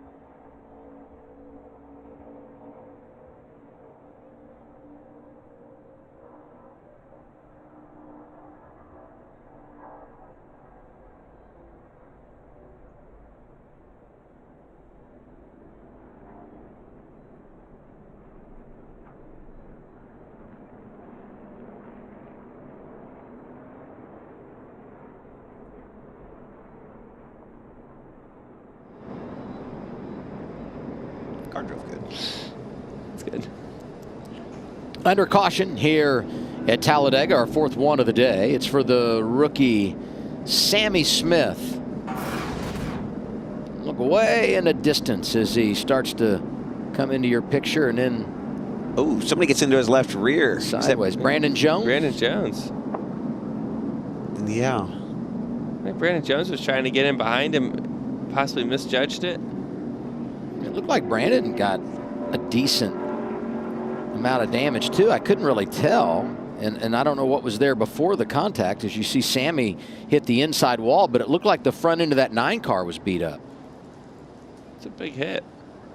Yeah. Yes. Oh, wow. Yeah, that I would call that evidence in a trial It's an court here. interesting type of damage, though.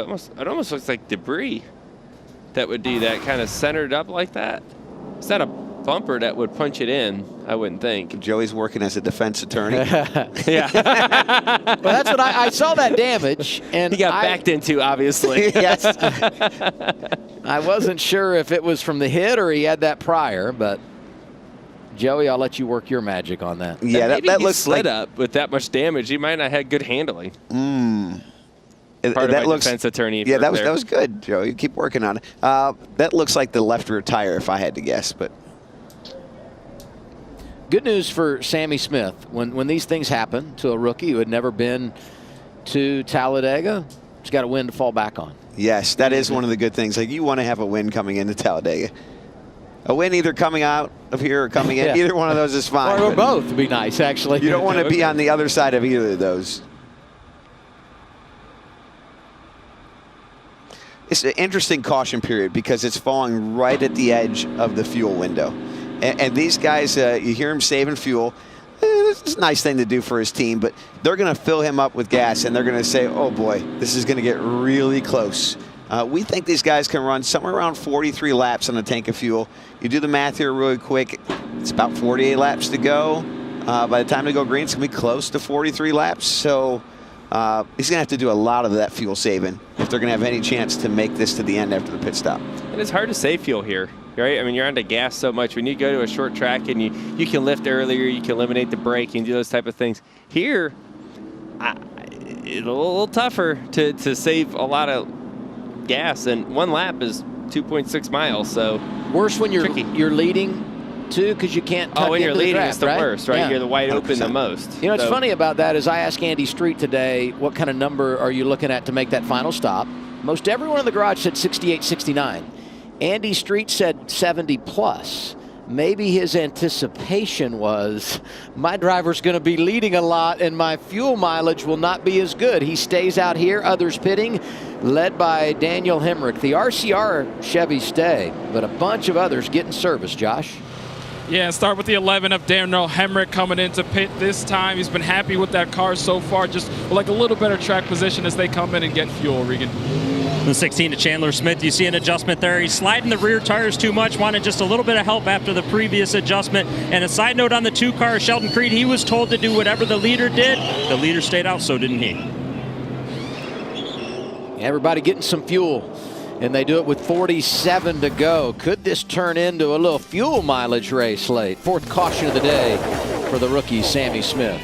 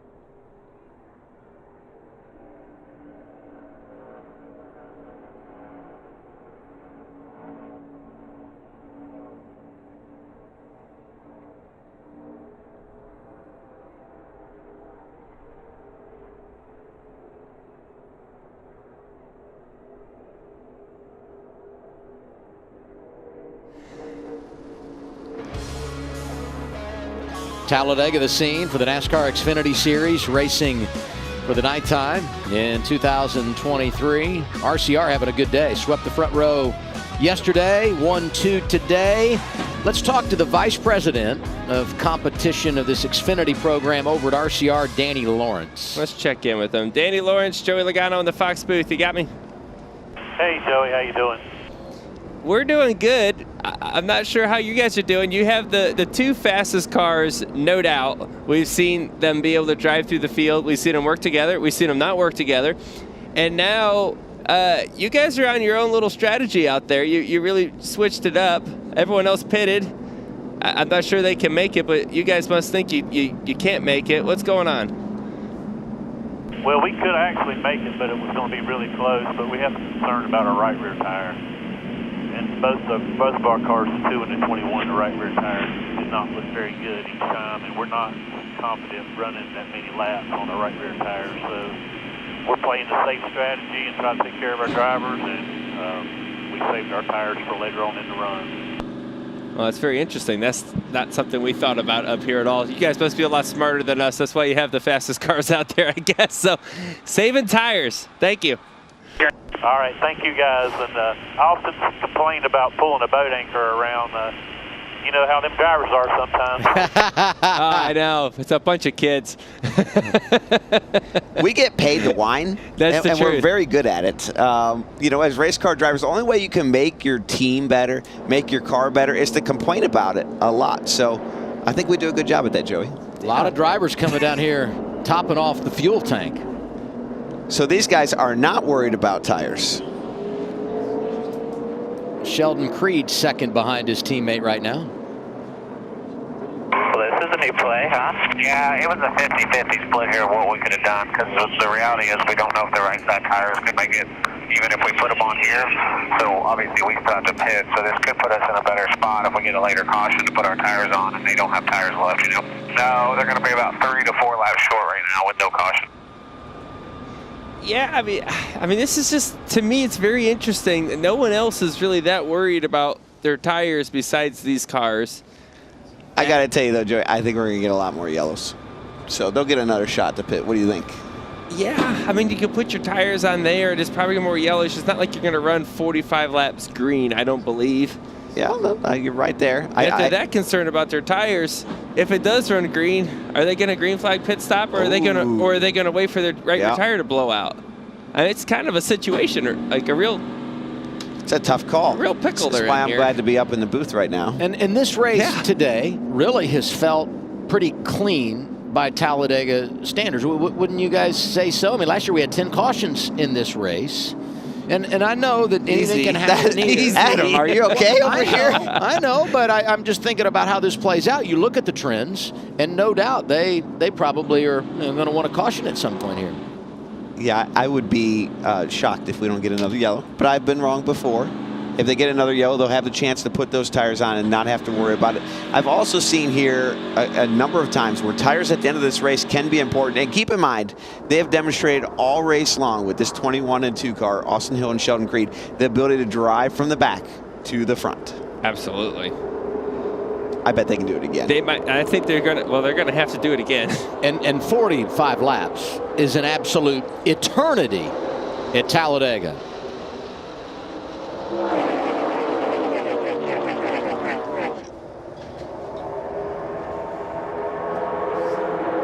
Big pushing up top there. Really tight. That's going to help that top lane get rolling, especially when you get onto the backstretch.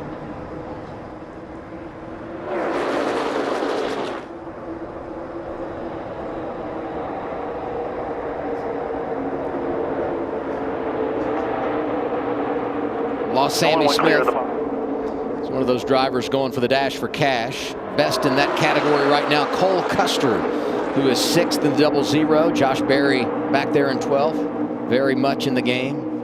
Yeah, Josh Berry's one of those cars that just put 4 tires on, so gave up some track position for that call.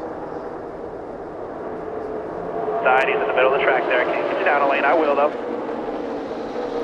Would be interested to know after this race how the strategy thoughts have evolved as the day has gone on. When you look at that tire wear, you get the cautions at times maybe when you didn't think you would. How many audibles have been called from the pit box today?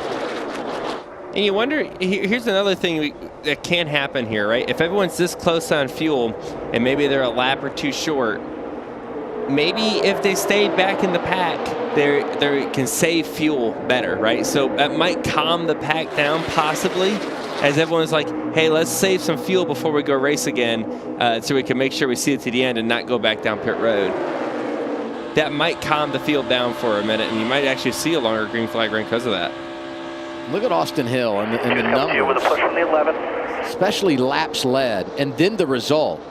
Daytona, Atlanta finishes the deal. Last year, so good here, but his average finish in the 2 races was like 20th, despite the fact he led almost half the laps.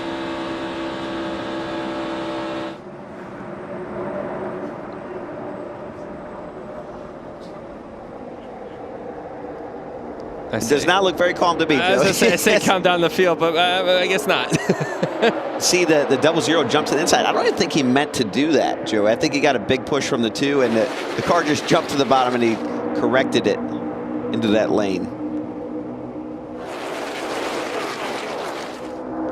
Josh Berry just keeps using that middle lane and climbs through the field. I'm so impressed watching him do that. He's one of the few guys I've seen that's really been able to use that middle lane and time it just right and continuously make gains. You see his teammates up front there going back down to the bottom lane. Sheldon all the way back up top, trying to make a block on the 11. Daniel Hammock. Here comes a run down the backstretch for him. What do you think of Custer here?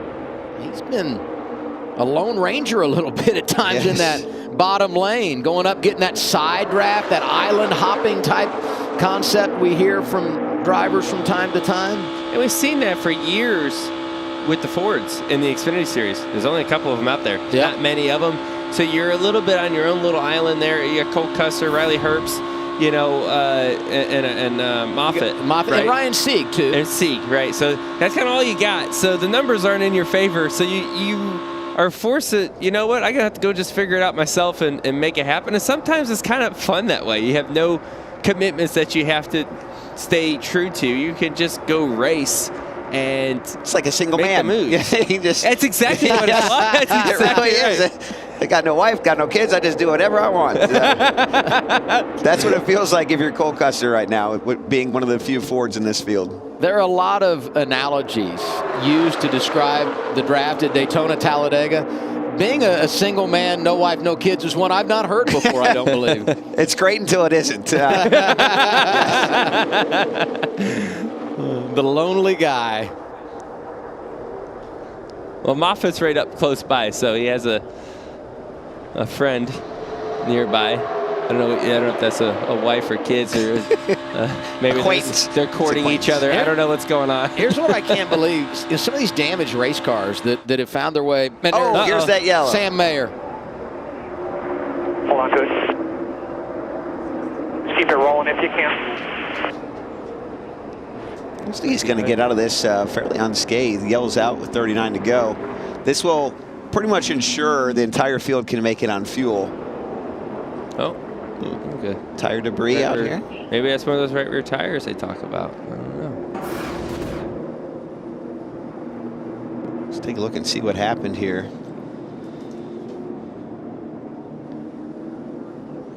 Ooh, looks like something happened to the 9. He's checking up. Stacks everyone up, and the one car maybe gets punted. 98 kind of gets the outside wall with Riley Herbst. Couldn't tell how bad the damage was for Riley Herbst.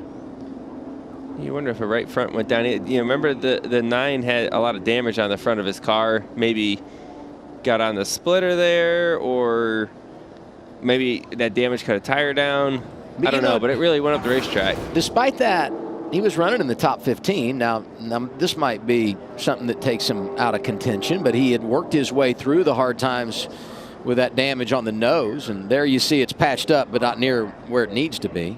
You got to wonder if something, you saw that damage in the front got shoved back into the right front tire. That cut it down eventually. Yeah, it sure looks that way. That damage from when he got backed into, right, Joey? Yeah. Yeah. Yeah. Joey Logano, attorney at law. You don't want that, guys.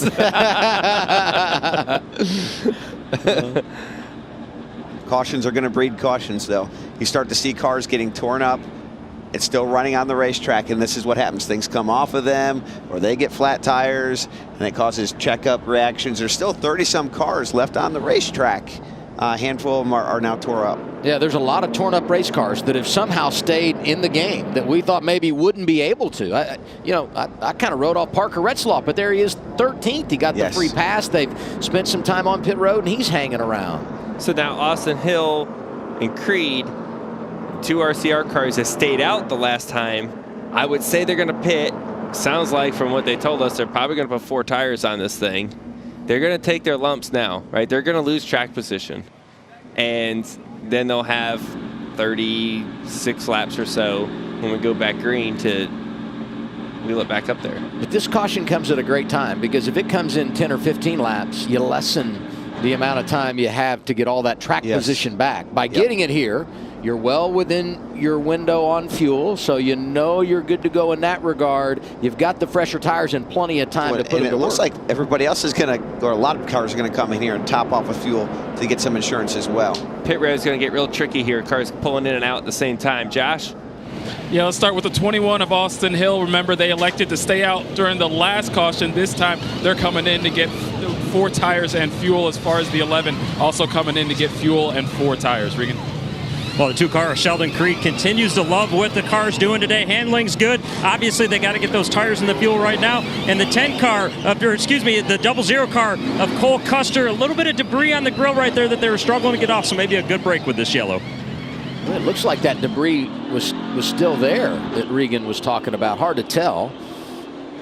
Josh Berry, fuel only, wins the race off pit road. Couple of tires for Hemrick. He was second. 5th caution of the day comes out for Sam Mayer, who was second in this race last fall.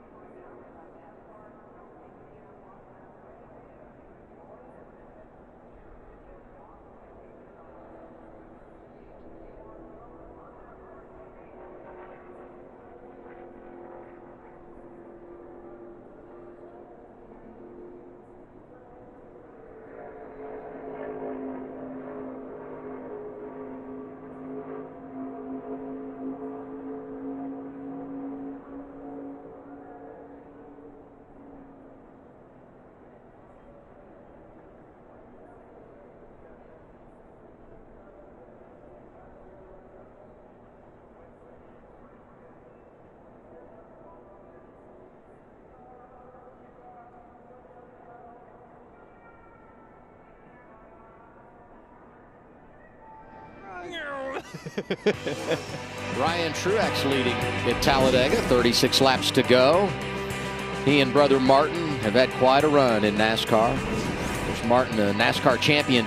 And did you know he's the all-time wins leader in the Xfinity Series here, winning 3 in a row driving for Chance 2.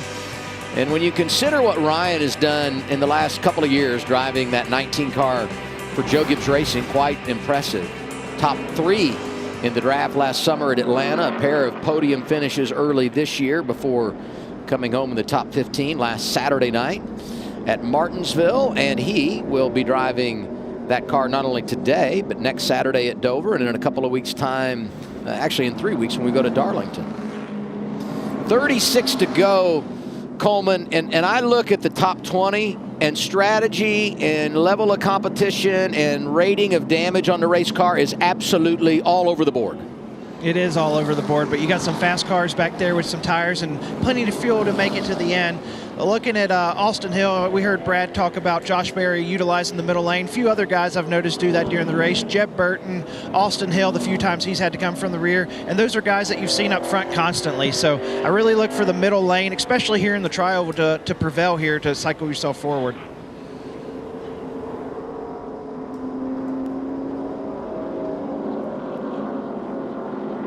Okay, well, they're lining up, I believe. For the choose here, right? They're going to choose. Austin Hill, Sheldon Creed only fell back to 17th and 18th, so clearly they have plenty of time. And yep, that's right, 17th and 18th. I thought maybe they would pop up a little more as a few more had come down pit road, but they had already cycled through on timing and scoring. You know, with this choose rule here, man, I don't see one lane being better than the other right now, so you end up just picking the shortest lane and hope it's the right one. If not, make moves, because that's what everyone else is doing in this race. Coming up next, the MLB season continues on FS1. It's Brad's Tigers taking on the Orioles. It's just a Michigan day here on FS1. Got Brad in the booth and Detroit playing Baltimore. It's coming up next when we're done at Talladega, FS1 of the Fox Sports app.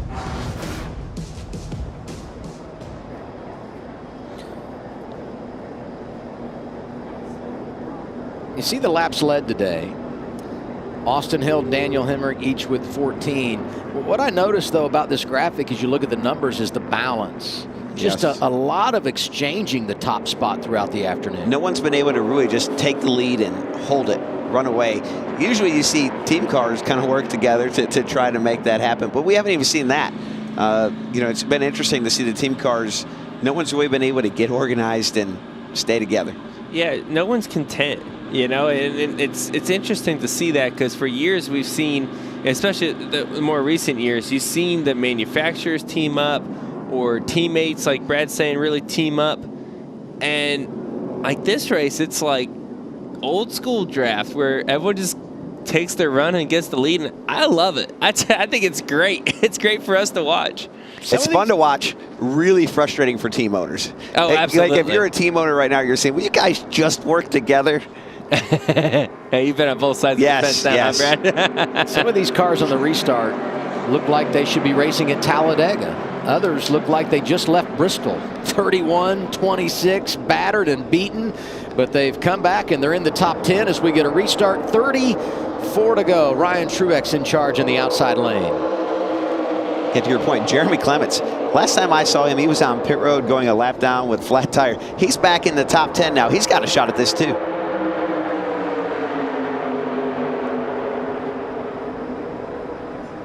Just remember those RCR cars that have been dominant, right? If there's a pair of cars that's the fastest, they are on a different strategy. They just put their 4 tires on. You see them on the bottom lane towards the middle of the pack. Look for them to be moving through the field.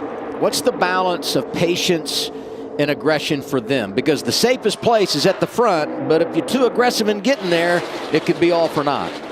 Yeah, you got to get there now, because it's going to start getting really sketchy. And right there, they're in the eye of the storm. They're right in the middle.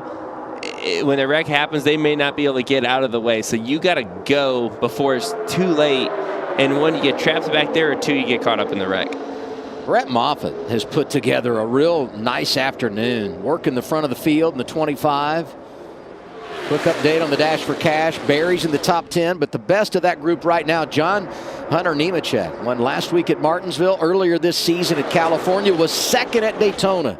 He can do it in the draft, and he's getting it done today.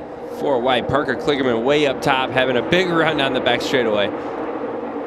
Haven't said Parker's name a lot today. Started at the rear, didn't make a qualifying run yesterday because of a brake problem. But here he is surfacing with just over 30 laps to go. By the way, hello to his owner, Scott Borchetto, involved in an accident a couple of weeks ago, doing some road racing, getting better. Scott, get well soon. We can't wait to see you back at the racetrack. And maybe today the team can bring you home a trophy. Absolutely. Big racing supporter. And it's gone all out this they're going to wreck in front of him. There goes one. John Hunter Nemechek out of line. Hard contact with the inside wall. That's a big hit to the driver's side. He almost had it turned around in time to come back up. You can see it's broke the rear track bar of the car that controls the rear suspension laterally. That's why you're seeing it shake back and forth. You heard him come over the radio and say he's okay, which is good to hear. That was a pretty flush hit. You know, you hope they hit one corner before the other or something, but that was a pretty flush hit. Let's see what happens. You see John Hunter get up top, you know, to try to get the push from his teammate. And, you know, the cars are light there leaving the tri-oval there, Brad, and just the timing was off a little bit. And cars light and, Caution number 6. Free pass here, Brandon Jones. He had lost a lap after that last incident. He never got hit. Another restart coming your way with right around 30 to go at Talladega.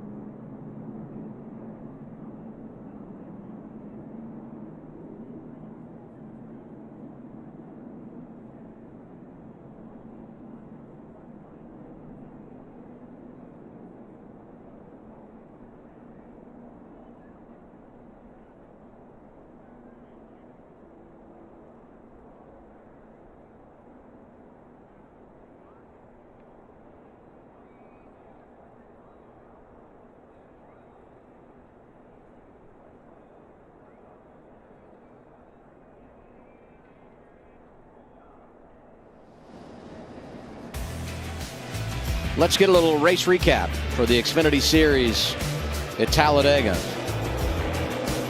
Parker Retzlaff getting turned back in front of the field. He stayed in the game and being scored in the top 5. Anthony Alfredo was involved in that one. This Dexter Stacy, such a scary hit into that inside wall, and as he was doing that, this was happening down the back straightaway. Jade Buford into the 0-2 of Blaine Perkins, who went for a roll. He was taken to a local medical center for further evaluation. The tire hit Kaz Gralla, who's been able to stay on the lead lap. Right here you got Sammy Smith getting some contact from the 9, send him inside wall, and the damage on Brandon Jones' car. We see a little bit more happen later from that damage. Sammy Smith, one of our Dash for Cash drivers, so is John Hunter Nemechek. And most recently, John Hunter Nemechek clears his teammate, Ryan Truex, comes up in front of him and just kind of loses it here down the front stretch tri-oval. He's going to hit the inside wall hard here. A lot of contact, a lot of damage. Don't think he'll be able to return and win this Dash for Cash. No, that's a pretty good hit, mainly to the right rear. We saw the track bar was knocked out of it. Obviously, the front end's pretty messed up as well. Restart coming when we return to Talladega. Moffitt, Truex, Retzlaff, Ryan Sieg, Kaz Gralla, the top 5.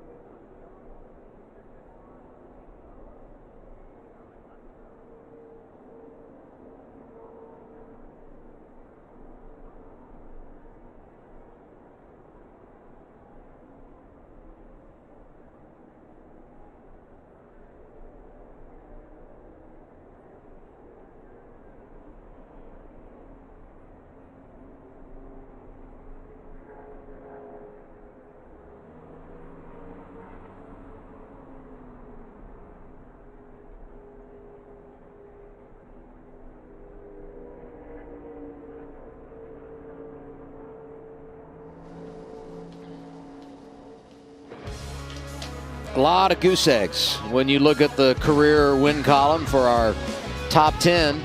4 of the last 8 races here produced a first-time winner. Speedway racing has that ability where you get somebody up there that's not typically up there. Things can happen. Looks like there's a good chance today. Austin Hill says, forget about it. Regan, what do you think?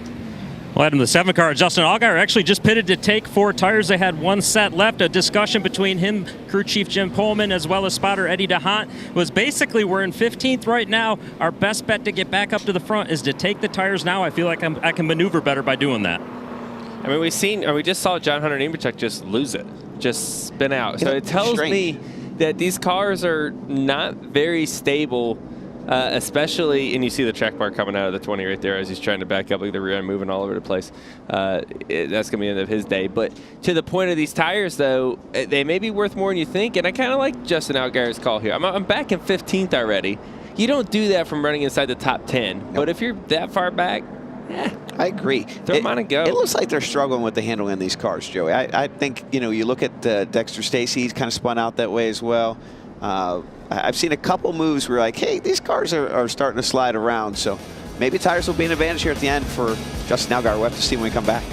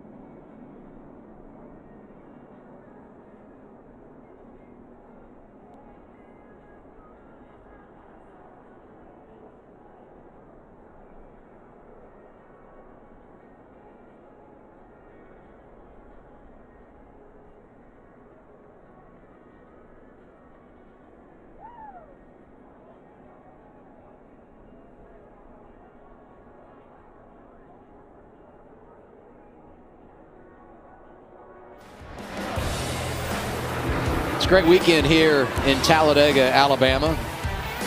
And if you're a NASCAR fan and you couldn't be here in person, you see it all, don't you? No. Even some things you wish you hadn't. That's part of the experience. Nobody parties harder than the people in Talladega. I mean, it is an event.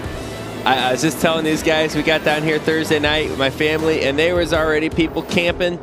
And I can tell you that night, even we park in the family section here, so, but I can hear the not-so-family section going at it even on Thursday night. Hudson said, Daddy, what's going on over there? You'll never know, son. Justin Allgaier, 27th after that pit stop for tires.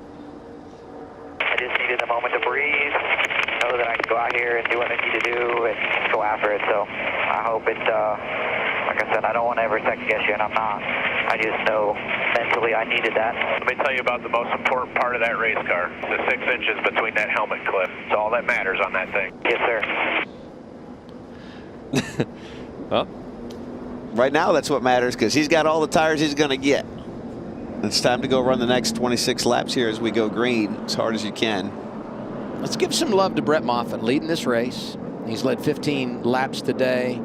Was the Rookie of the Year in 2015. Truck champ 5 years ago. He's been all over the board, racing at various levels with different teams. This year landed with AM Racing, who is a startup group. They've been racing other places, most notably Craftsman Truck Series, but they start this Xfinity program, develop the alliance with Stuart Haas. He doesn't always find his way to the front, but you know he's going to overachieve and get the most out of it he can. And here we are today. He's in position with 25 to go or so, looking for his first career victory. He's kind of got playoff sleeper written all over him, doesn't he? And if he can execute today, get this win, he'll find himself locked in. I mean, there's quite a few that have a chance there, right? I mean, look at the top 5 cars up front there. I mean, they've never won before. So they're right at it to be able to get one of these things, right? And then don't look too much further back. You have a champion in Hemrick. You have Austin Hill, who showed how much speed he's got in his race car. Parker Kligerman, who was fast in Atlanta. He could pop up there before you know it. Creed, you know, he's fast. You know, I mean, there's some pretty big hitters still towards the back of this pack that are going to be looking to make some moves with, 25 to go when we go green. I will say, though, the way it played out strategy-wise for RCR, I feel like the cautions have come at the right time to allow them to make up some ground and reset. And then you can use the choose to pick up a little ground. So they have kind of manipulated this deal quite nicely and really have done it without putting themselves too much in harm's way as they had to come back through the traffic, Coleman. Yeah, and we're sitting here with 20-ish to go, and I'm just wanting to point out here, beginning of the race, Brett Moffitt was my pick, so I'm hoping you guys see this, and if the flag flew right now because of rain, it would be Brett Moffitt in victory lane. Are you seeing some clouds on the spotter stand that we are not seeing, There's Coleman? not a cloud in the sky. No, yes. well, it's not raining, so we'll talk to you in 25 laps, all right? For what it's worth, Coleman, there was rain today in Martinsville, Virginia, and we're not there, okay?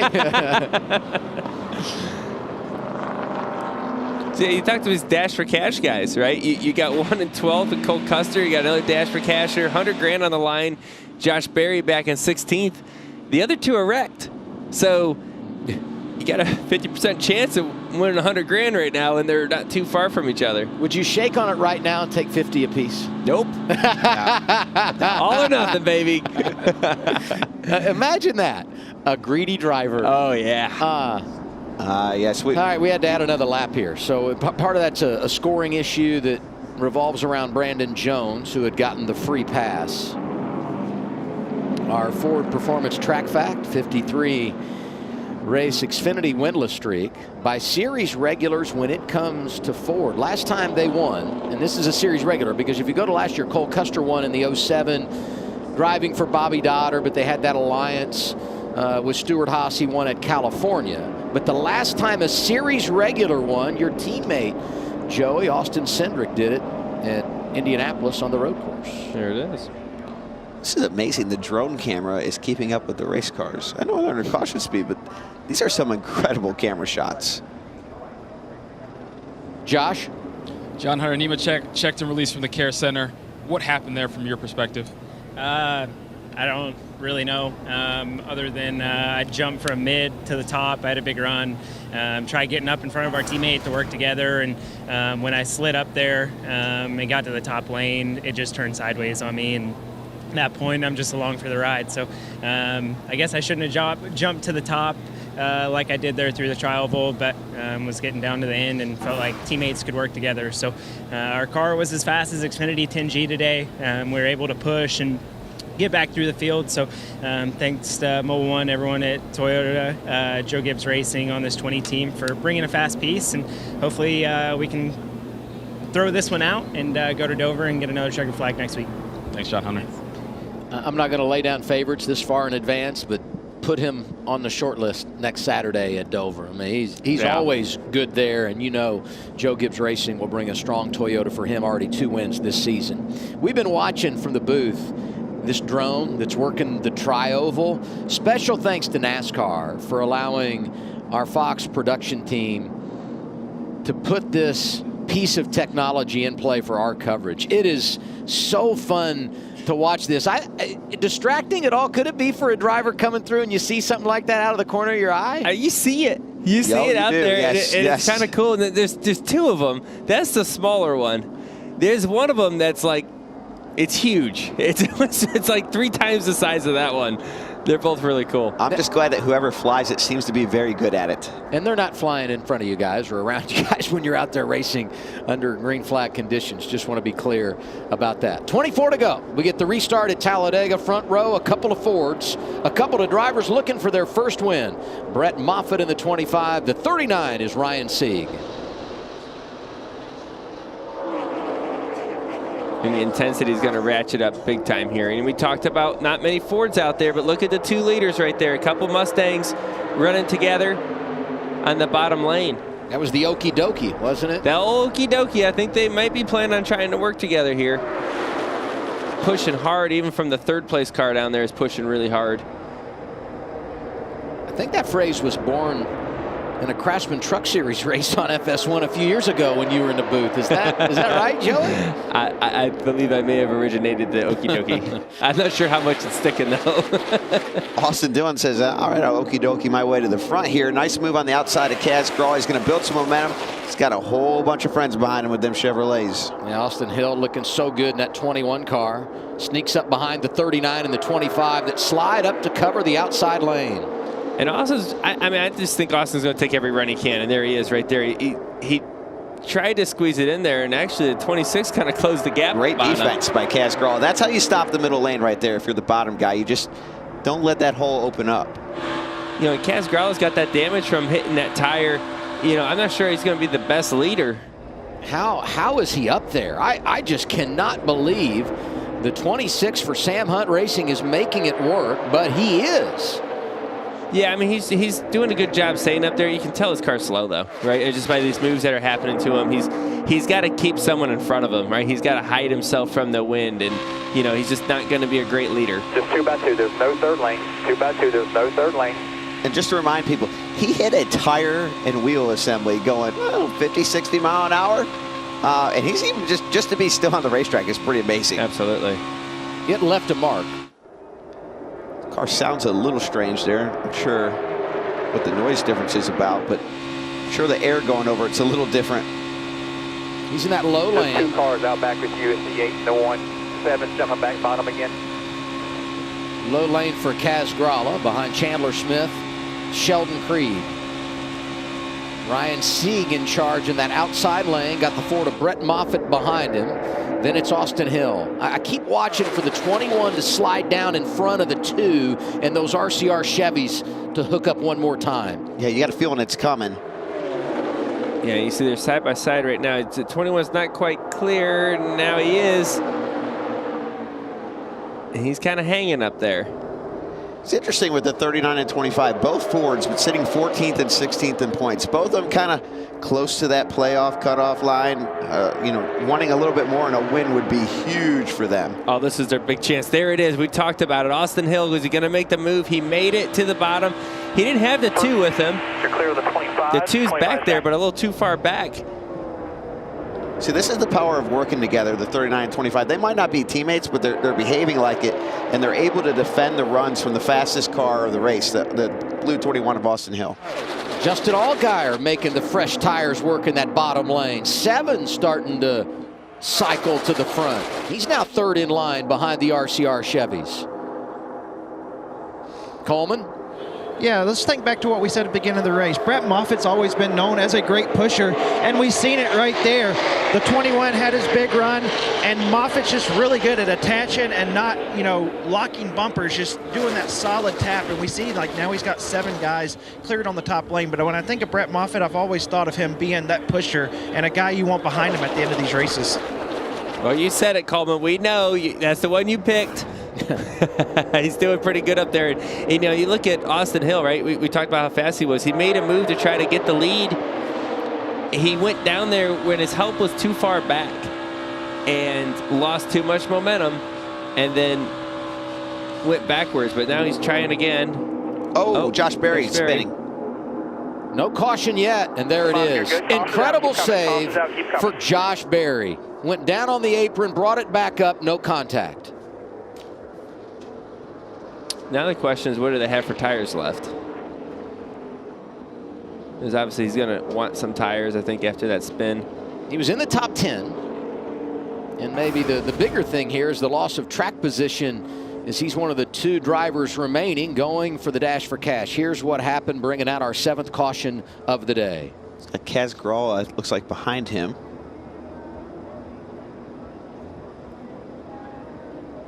Ooh, a little late on the block there. Yeah. And really, Austin Hill couldn't check up. He had the 7 into him, too, so. Yeah, good eye, Joey. I don't know what you could really do different there. Sometimes it's just hard when you pull down in front of someone. Oh, he has a car pulling down in front of him, too. Yeah, it's like everyone all of a sudden thought, you know what, the bottom's going to work. I'll tell you what, I'll give Josh Berry a lot of credit for here with this spin. He kept the wheel turned to the left. They see this so many times, especially young drivers at tracks like this. When they spin down right here, they turn the wheel to the right, Joey, and it bites and it goes straight up the hill.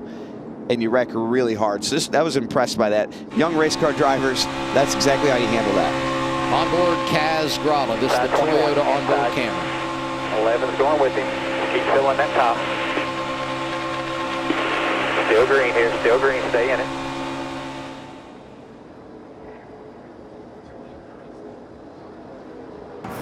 Now we hear from Austin Hill after that last incident. Shouldn't have done it that late. I don't know what he expected. Like, I was all the way off the throttle, still ran him over. Copy that. Yeah, honestly, I think some of what was happening is they saw Austin Hill. He has a reputation now, a good reputation on a super speedway. Somebody says, when this car goes, you go with him, right? He's known to have a fast car. He's known to be very smart on the super speedways as well. If I can attach myself to the 21 car, I'm going to the front, right? And so, or get in front of him, right? And I think everyone saw him going down there and like, oh, here he goes. I don't want to be late to the party. And so you drive it down there in front of him or try to get behind him, try to get near him so you can get up there to the front with him. So much of super speedway racing is reputation, and there's only one way to earn it. It's winning half of the last 8 races, right? And that's what he's been able to do on these super speedway tracks. He's done that in the Xfinity series, but he's racing with you all tomorrow in the Cup race, driving the 62 for Beard Motorsports. So what's your evaluation? I mean, you just sang his praises, but now tomorrow the game goes to a whole new level. Does that peek into the back of your mind as you start thinking about how to race here tomorrow if you're around him? Well, the draft is just so different in a Cup car than it is an Xfinity car, right? You see a lot of this 3 wide, big wide, 4 wide even. Everyone's taking their run. You know, the draft tomorrow is going to be completely different, right? Better or worse, who knows? But it's going to be a lot different. We know that. And we know the competitors that we race against every single weekend. We don't race against Austin Hill every single week. I get to watch him up here, but in that scenario, you know, I don't think he has that reputation like he has in the Xfinity series in the Cup level yet. Yeah, you have to earn it there at that level for sure. You know, I think everybody's a somebody at the Cup level, right? Right. And so, you know, you have to earn it at that level. So it's kind of, I don't know if I would call this a block. I really think he's trying to get a push. It's just a little bit late. I think it's faster. The 21 car's closing rate is faster than I think Josh Berry was able to predict, and just didn't come together. It's funny earlier that Joey was an attorney when he was talking about the damage for the 9, who, oh, by the way, got the free pass and is now back to 1 lap down. When I asked him about drafting with Austin Hill on Sunday, he turned into a politician. Yeah, he did. Yes. Yeah. You know, let me tell you, it's a different group of people on Sunday. Yeah. You just need to go kiss some babies. Welcome to the big leagues, brother. No, it's gonna be different for sure. The most politicians start out as lawyers, Adam. Just, you know, so it does fit the bill. You guys are not helping me out today here. Look at the scoring pylon. How many cars are highlighted in purple? Just one. Just one. One guy that can still win the Dash for Cash. Now, we don't know exactly, you know, what's going to transpire here with Berry, because they did come down pit road. But as you cycle through, he's back there in 26th. He is still being scored on the lead lap. Of course, the other 2 cars out of the race due to accidents with Sammy Smith, John Hunter Nemechek, 32nd and 33rd. There you go. That was perfect timing on the ticker. It really was. You're getting good at this. It's like you rehearsed that. Yeah.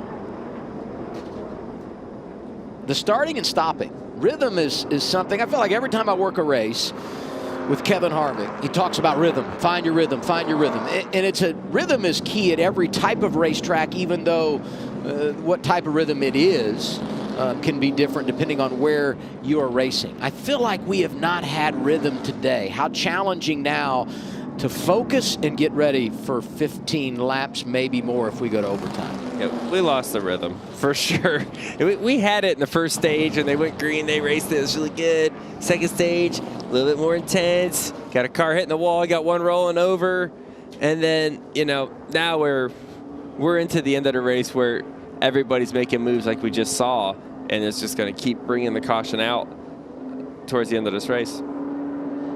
If you're just joining us late on this Saturday afternoon, you're watching the NASCAR Xfinity Series live from Talladega Superspeedway with Brad Keselowski, Joey Logano. I'm Adam Alexander. This is one of our earlier cautions that eventually brought out the red flag. That was Dexter Stacy.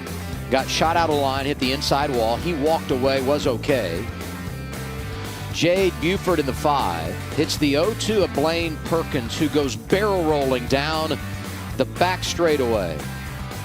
Parts and pieces flying everywhere. The tire here hitting the nose of Kaz Grala. Blaine Perkins did climb from his car. Blaine was the one flipping there. He was transported to a local medical center for further evaluation, but we understand that was all done out of a total abundance of care and concern. But they felt like when he left here, everything was in a pretty good place. 97 of 113 laps are complete. Sieg is your race leader. 13 different leaders today. We've had 25 lead changes. And there are 28 cars on the lead lap. Had 10 cautions here in the spring race a year ago, 3 last fall. And cleaning up our 7th today as we anticipate the restart. Well, I mean, you still got drivers up front that their season relies on this, right? Where this is your big chance to make the playoffs. Not saying these guys can't win in other places, but their chances of winning are definitely higher when you come to a super speedway. And when you look at a Sieg, a Moffitt, I'm not sure Kligerman and Hemrick fall into that, or Truex, but Kraus, Jeb Burton, some of those guys that don't get the opportunity to run up front every single week. They come to Talladega and look at it, the opportunity. When you're in that position, you're willing to do anything to win the race because it's all that matters, right? If you finish 30th and wreck, is no different than finishing second for them right now. They got to go for the win. They're going to make big moves, and that's it's going to get very intense here at the end of the race. See if they do the teammate restart, even though they're not teammates here, and Ryan Sieg slides down in front of Brett Moffitt. Fords have been working together here late in the race. 15 to go.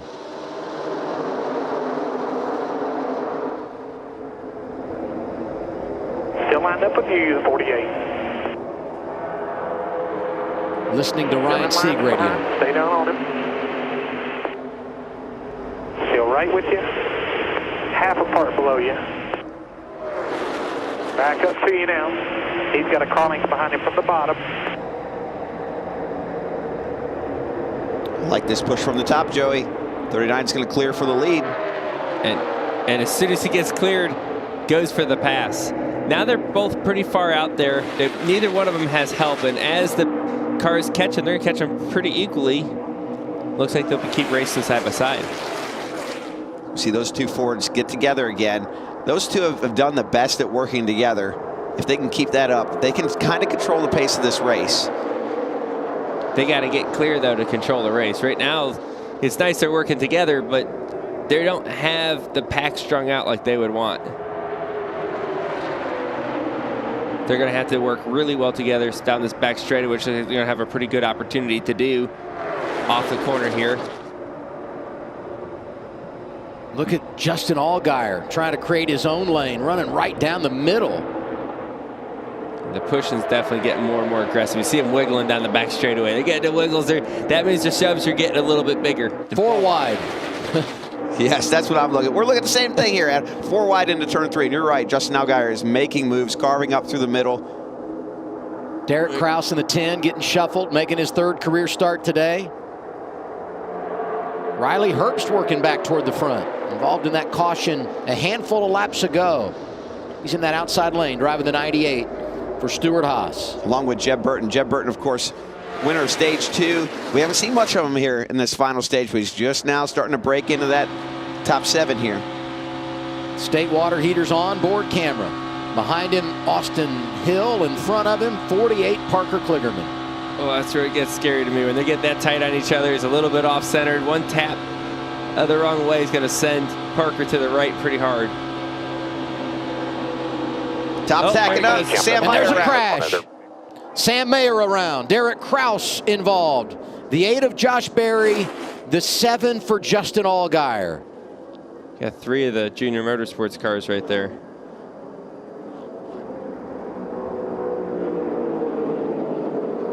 Patrick Donahue calls the shots for the 48 of Parker Kligerman.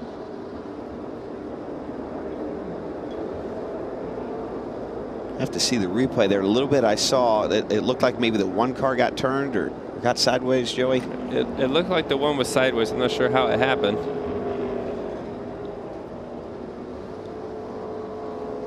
Cole Custer appeared to get through that unscathed, and with the heavy damage for Josh Berry, it puts Custer in the catbird seat to take home the cash. Yeah, it doesn't look like Josh Berry will be able to keep running here today. It almost looked like those 2 cars were locked together when they were sliding down the track. You said about Cole Custer, he might can just go for it now. He's got nothing. He can probably DNF this thing and still win the 100K. Might as well go for it. Survival here. Great to see Sam Mayer's climb from his race car. The winless streak at drafting tracks continues for Justin Allgaier. He is out, and Josh Berry is not only out, he's got the helmet off and wearing the hat as he talks with his teammate. We got a splitter hanging out the front of Greg Galding's. Yep. A splitter in the splitter. Yeah. I think it went in the grill opening. I think. They'll have to stop. They're going to want to take that out. Pull that out, yeah. On board with Cole Custer as we look at the wreck that brought out caution number 8 at Talladega. Yeah, watch the number 1 car on the outside, the blue car. He's going to get turned somehow as they go into turn 3 here. So you got a little push down the back. Oh, he has to stacks lift up for the block in front of him, and that's just kind of put Josh Berry into him. Interesting, that was Truex sliding up. If you rewind last Saturday night, they got together at Martinsville. Yeah. Looked like racing to me. Oh, yeah. Yeah. That's kind of I would agree, what it Joe. was. You know, it's strange sometimes in racing how there's just certain cars you can't get away from.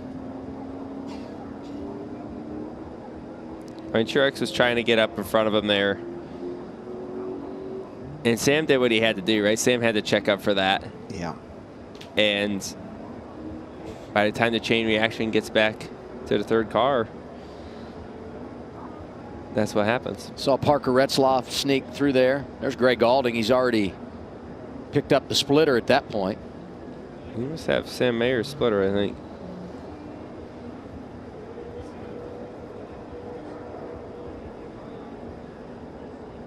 Oh, big hit for the 7. That's definitely going to shut that thing down. Nice avoidance by Parker. At 31, Parker Retzlaff. So 3 junior motorsports cars involved, but the free pass goes here to their 4th teammate, Brandon Jones. And that will get him back on the lead lap. He's gotten the free pass the last 2 cautions, was 2 laps down, went to 1 lap down, and now will be scored on the lead lap here. What'd we say about having a hard time finding rhythm? Yeah.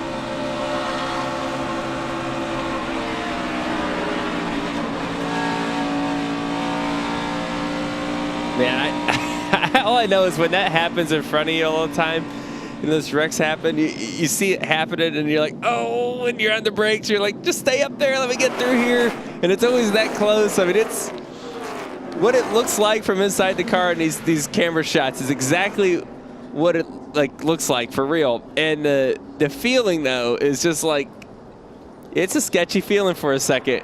You just hope you get through it. I'm going to go back to something you said earlier in the day, Brad, and that is the benefit of winning a stage or scoring a bunch of stage points. If you get involved in an accident, at least you have that to fall back on to salvage what's a DNF. Justin Allgaier wins stage 1, involved in the crash here, not going to finish the race, but those 10 points will go a long way in minimizing the damage. Well, he's sitting right now 7th in points, and with those 10 points, even if Cole Custer has a great day, he'll probably still maintain his points position, which isn't always the way you want to look at it, but it certainly helps ease the pain.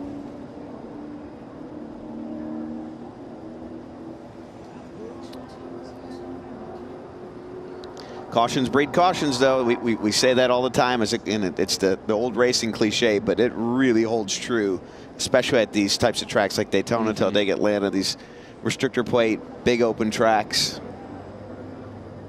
What do you think? Is that the last one? No. No, that's a hard no.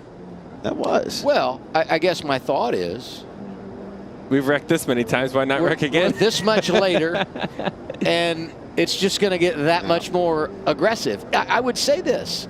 If Austin Hill were up front and in control of the race, to me it's a little bit of a different game.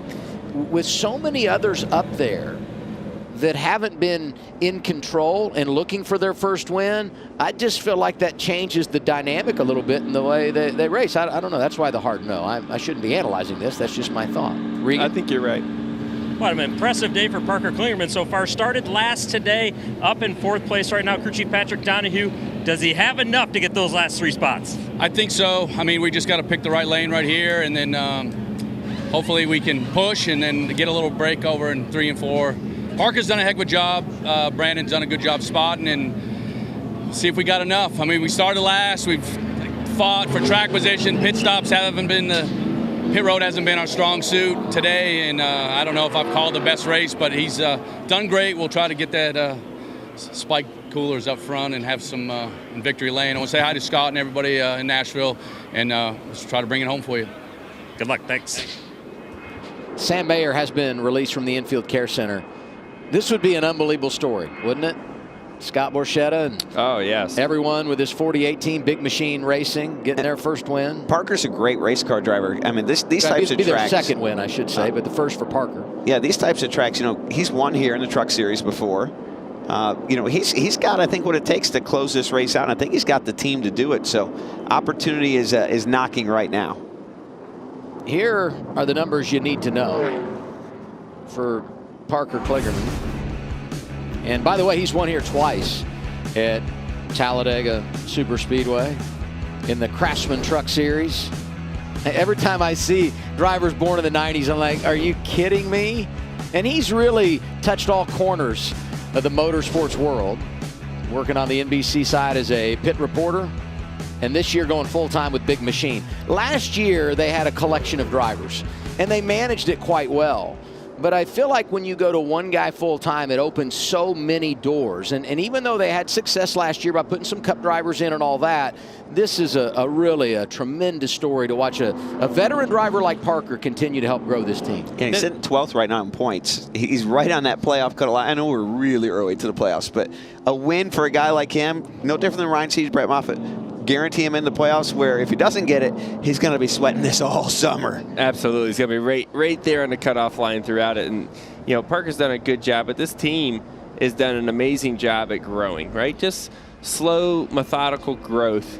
And you see that the results really starting to come along. And when you put a driver like Parker in there that is experienced, that you can build around, that is the same person every single week. It's not an up and down and what was it, the driver? Is it the car? Is it this driver wants to be a little tighter, this one's looser, this one can't drive the car like that? You know what? Yes. No, it's one driver. It's Parker Kligerman. This is what he wants. This is how we got to make it work for him. And they can focus in on making it better every single week, and the results will come, I think, as they go along. Let's go to Josh. For the second week in a row, unfortunately, Sam Mayer's day ends early. I know you haven't seen the replay yet. From your perspective in the car, what happened there? Yeah, I mean, we came with a head of steam because, I mean, all of our cars at Junior Motorsports, and my car especially, was as fast as Xfinity 10G Internet. Seeing a replay right here, this is the first time I'm seeing it. I mean, yeah, it's just a tough spot. I mean,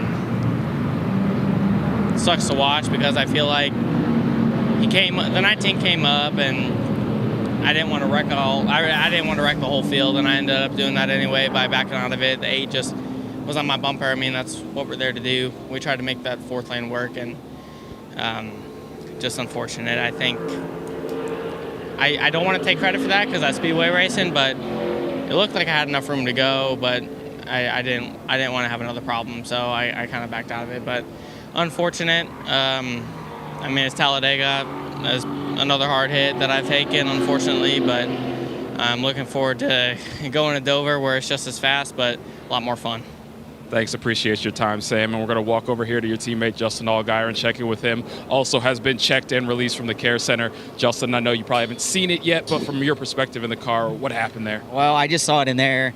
You know, the 19 pulled up in kind of a late block there, I think, for the 1, and you know, they had a pretty good head of steam, and I thought maybe as the 1 started to turn here, like I kind of was looking at the inside there and saw him start to get turned late, and I just didn't know if I tried to get by him, if I could get by him, and obviously you see the impact right there. So I hate it for our team, everybody at Junior Motorsports. You know, we had an extremely fast Fight Hunger Spark Change Hellman's Camaro, and you know, it's disappointing. I mean, there's not much else we can say, especially when 3 Junior Motorsports cars are involved, even though it wasn't really any of the 3 of ours doing. So, you know, we'll go back to the shop. We'll talk about it, but you know, I thought we made the right decisions today. We had a fast car, and we were able to get our way up front there. Just hate it we don't have anything to show for it at the end. Tough break for Junior Motorsports, guys. A lot of highs and lows for Justin Allgaier in 2023. For those of you tuning in for the Detroit Tigers Baltimore Orioles game, you can find it presently on FS2 and the Fox Sports app. That game will join in progress on FS1 when we wrap things here at Talladega, showing 8 laps to go as we send it to the studio. Shannon and the fellas.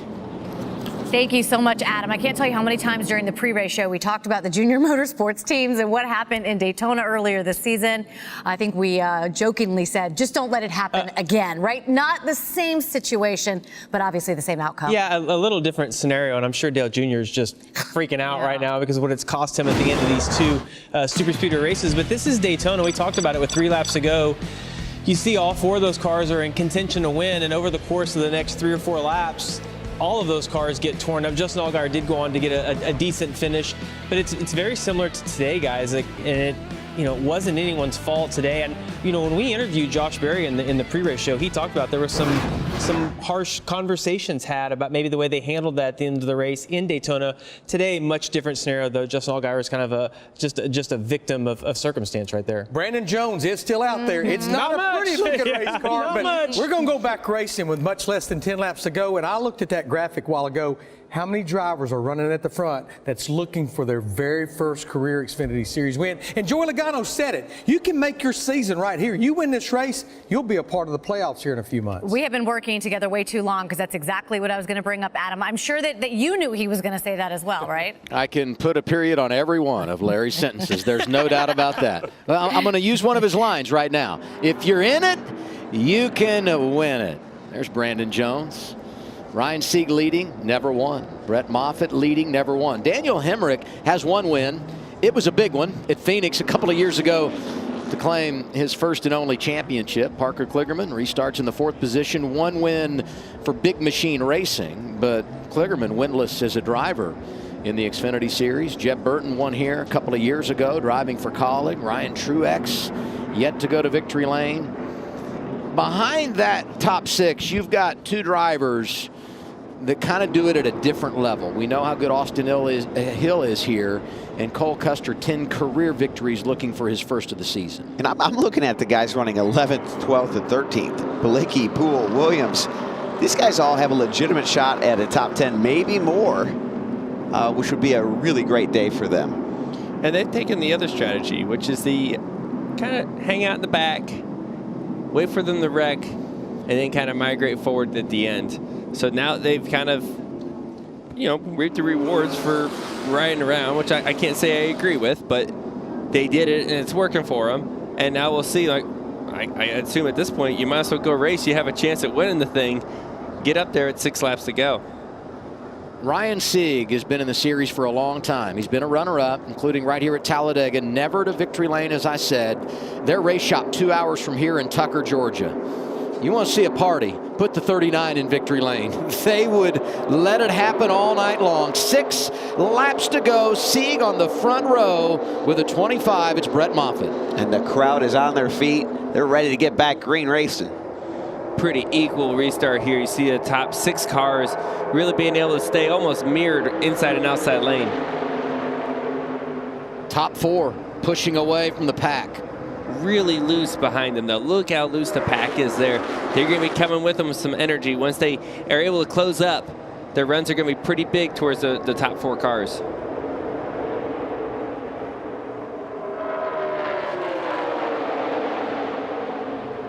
Fords had been working together.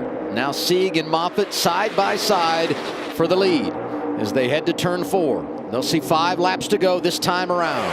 That's where that pack got tightened back up, right? We said how loose it was off of 2. You saw in 3 and 4, they were all packed up on each other to get a good job at not wrecking. 5 to go. Daniel Hemrick has pushed Sieg way out here. Way too far out there. I think he's going to be able to manage it this time.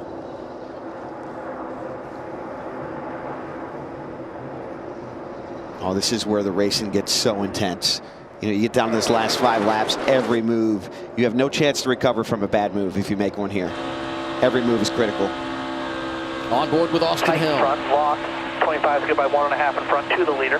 Top still full, 00 tight on you. Big lift into that corner. You know they're stacking hard. That comes from all the pushes, all the close calls out there.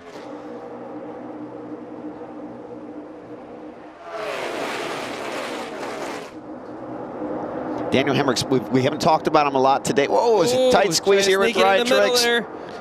Jeb Burton really blocked that move hard. He's going to block it up now. He blocked it down before. And Cass Grall is going to fill the middle. Sheldon Creed coming in the outside lane in that 2 car. Some damage for them on the right rear. He had pitted the last time, but don't write him off. Here they are 4 wide behind that lead group.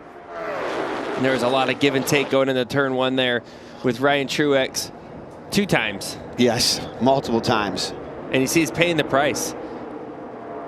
Jeb Burton looking to the inside. Daniel Hemrick race lead, Burton right behind him. Pair of drivers that have 1 career victory. Sheldon Creed. Red, white, nose 2. Here comes a fast one. We talked about those RCR cars all day long. You got one of them up there in the top lane leading. He's got his teammate behind him. Jeb is throwing some blocks that are late. That's for sure. But they're working so far. They're working. You only got 3 laps to go to keep them working. He's going to have to definitely make another one here. These guys are going to get to him if they keep working together. But he split the teammates apart. The 2 and the 21 are now split apart with that block from Jeb Burton. Austin Hill outside working with Jeb Burton. Going to be 2 laps to go when we come around this time. And there goes Daniel Hemrick off the bumper of Sheldon Creed. And this is the big one here at Talladega. Oh, my. Got one upside down. Is that Daniel Hemrick on his roof? Upside down. Most of the field is caught up in this wreck. Only a handful of cars are driving by us right now. So I hope Daniel's okay. Second time today we've had a car upside down at Talladega. This one happens with 2 laps to go.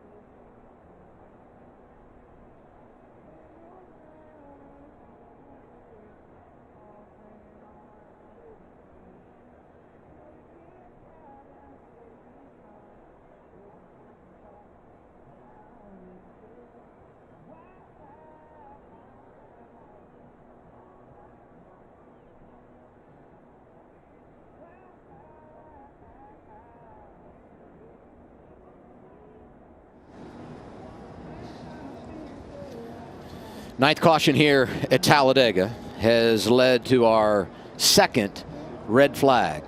We were coming back around off at turn 4, and we got word that they were in communication with driver Daniel Hemrick in the 11 team. So that's really, really good news, because he was the driver in that scenario we were most concerned about after he got upside down. Here's the replay. Yeah, we see Daniel Hemrick out in the lead, pretty far out. He goes up the hill to try to close that gap some. Comes down too late, right? Late block, and then kind of causes the big one, and everyone's right there. And there is some massive hits. A lot of cars to the outside wall. Yeah, and pretty much all the cars behind get caught up in this thing somehow. I think, Joey, the closing rate was faster than Daniel could anticipate. He had just gotten too far out. And that just, it's a rubber band, and it snaps back as you see him flipping over the 11 car, Daniel Hemrick. And the safety, the AMR safety team rehearses this to make sure with the driver inside, you turn that vehicle back over very calmly, set it down very easily to protect the driver inside the cockpit of that race car. Sometimes the process can seem slow and you think urgency, but when you've been in communication with the driver, you want to make sure you do that as delicately as possible, keeping their safety in mind. Yeah, you don't want the car to come slamming down. And there's Daniel Hemrick. He looks to be okay, which is great. Crowd cheering for him. It's always makes you feel a little better.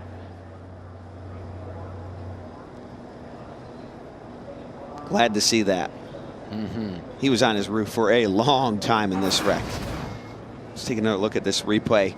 So you're going to see Daniel's going to come down and try to block the 2. And when he does that, just mayhem ensues here. And you're going to see a couple combo shots of wrecks, crashes. The 91 here with a massive hit up against the outside wall, Joey. Josh Bilicki in the 91. Takes the camera out. Yeah, here's a view of some of these hits into the wall. Here's how Hemrick gets over. The 91 takes a pretty good hit there. Riley Herbst looked like in the 98 riding right underneath of Hemrick as he went up on the wall. Chandler Smith got heavy damage. And you see a lot of these guys on the bottom, some damage, maybe not that bad, right? They're all kind of out of control spinning, but all the big hits really happen on the outside of the wall. Austin Hill, one of the most dominant cars of the race, he gets caught up in this as well. He and Moffitt both with just a little bit of a spin here, but I'm like Joey, I think they're a part of that group that had minimal damage as they slid down to the inside. Not a lot of contact for those 2 drivers. There goes Bilicki. I'll say this, incredible work by all of our camera folks. Had an incredibly long day today here for Cup Series qualifying, did the ARCA race, and now this extended afternoon for the NASCAR Xfinity Series. Hey, this is the worst part about Superspeedway racing, right? Like, if you look at the racing before this, man, it's awesome, and then this has to happen, and it just, you hate seeing cars get torn up. You hate seeing, oh my gosh, what a hit that was. Never had a chance. Just from being inside these things, you know how much it hurts to get in a wreck like that. Like, it's obviously does not feel good, and you don't want to see a driver ever get hurt or go through any of it. But that's what the speedway racing is, right? When everyone's race is so close and it's so awesome until it's not.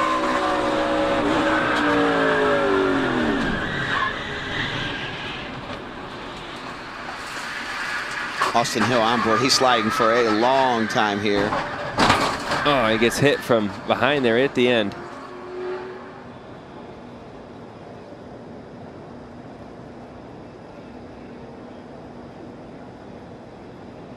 The leaders are just trying to control the lanes. We talk about it all the time, Joey. Control the race, control the race, control the race.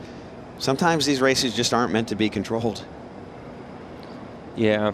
And we see no one has really been able to control this race today. And when it happens at the lead, the whole pack is there waiting when you come back up. And he did. He came back up in the spin. Took a lot of cars out in this big wreck here. with just a few laps left to go. Flash of fire coming from the Casgrala Toyota.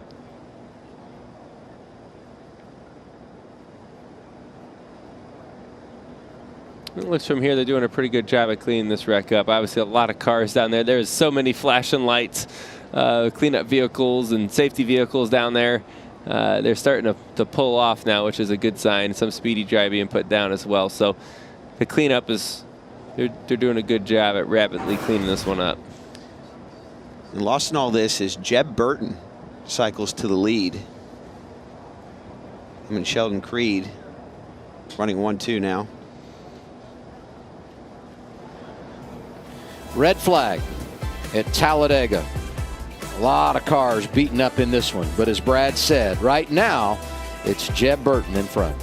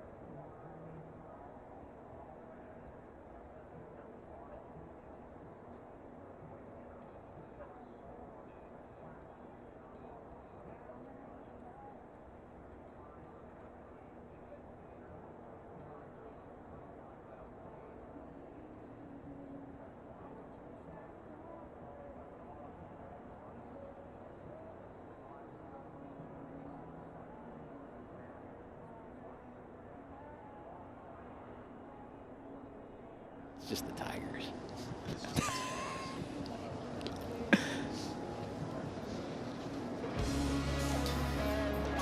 This is our 9th race of the year. At least 5 have had 9 cautions, so over half. And this yellow brings out the red. When you're inside of 5 laps to go at Talladega, and everything that's on the line that you have here, you know it's going to get like this. And drivers have went to the care center. Some are being released. Let's go there now to Josh. Chandler Smith checked and released from the care center, just seeing the replay for the first time. So from your perspective, what happened? I mean, you can't see much other than another car flipping today. That's 2 cars in one day. It's flipped. That's interesting to me. But no, we had a really fast number 16 quick tie proc Chevy Camaro. Got into the mix with the Junior Motorsports cars there and got some damage from that and put us back and behind the 8 ball. And yeah, I don't know. It looks like 2 got into the 11. That's what I see, but that's a pretty nasty wreck for sure. Hopefully Hemrick's all right. We about got through it, and that's why I'm so pissed off. I knew I was almost through it, and then somebody hooked me at the last minute. And looking at the bigger picture, all the guys that were racing for points are basically wrecked out for the day. So just trying to salvage it, and even limping it to the start-finish line would have been a really good day for us, but couldn't get it fired back up. So we're moving on to Dover. Thanks, and glad you're okay, Chandler. Going to walk over here to Riley Herbst, checked and released from the Care Center as well. So from your perspective, what did you see out there? I don't really know, Josh. I know that we didn't really have the fastest race car all day today.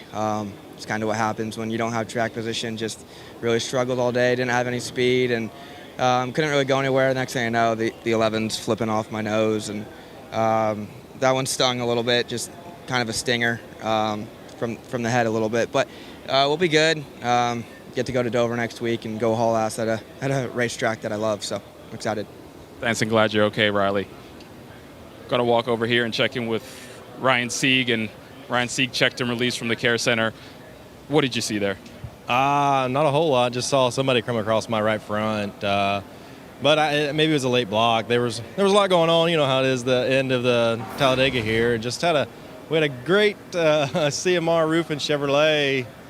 Yeah. Somebody just decided to turn left when there was a car there. It was a late block, big late block. But all in all, I mean, it was a good day. We were leading right there at the end where we needed to be with the CMR Ford. We all work hard. We thought we would have had us one, you know what I mean? We were pretty excited, but these races come down to, you know what I mean, the very end here. Just darn. Unfortunate ending to a strong day for Ryan Sieg. Glad you're okay.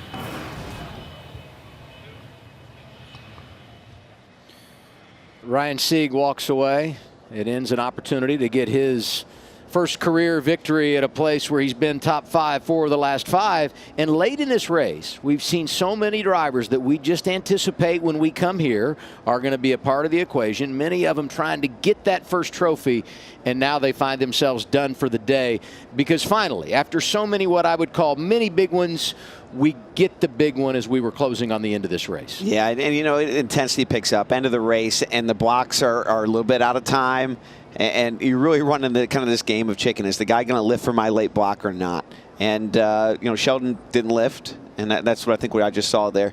It's not really his job to lift for that as well. And when chaos ensues, you know, it takes a lot of people with him, collateral damage. And like you said, a good 5-10 car wreck here. This is definitely our biggest wreck of the day. So a lot of hard hits today. I'm so glad to see some of these guys all get out of their car, or all of these guys get out of their car and be able to talk to Josh Sims. Josh Sims getting a little overtime today. He is. Over at the Care Center doing the interviews, but glad you're able to do that, Josh, and glad everybody's okay. I've never seen the triple interview at the Infield Care Center that Josh was able to pull off there, but unfortunately that's what happens here on Super Speedway Racing. We see it happen so often. The cars that you expect to be up front because they've been up front all day, they've been racing for the lead, those are the ones that get torn up a lot of times. And then it's a couple cars that, quite frankly, got lucky to get through that wreck. Yes. And now they are in position to go win the race. They have a great shot at it now for survival, right? So it's weird how Super Speedway Racing works, right? If it goes green, the guys that were up there, they know what they're doing. They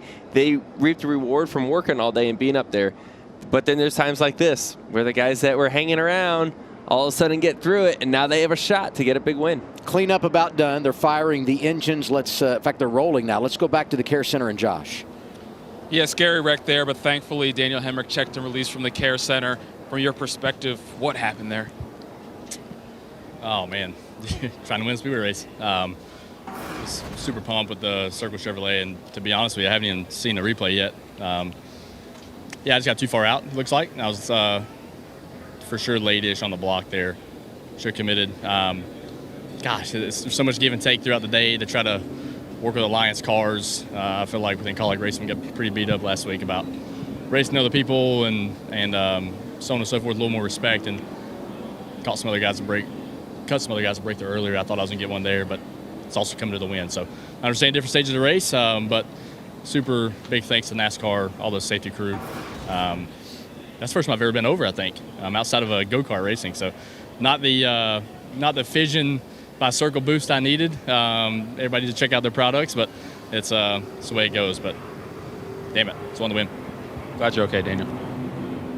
Yeah, we're glad Daniel and all the others able to go to the Care Center, get checked out, and walk away. Cars are rolling. It'll be an overtime finish at Talladega. We're back after the break on FS1.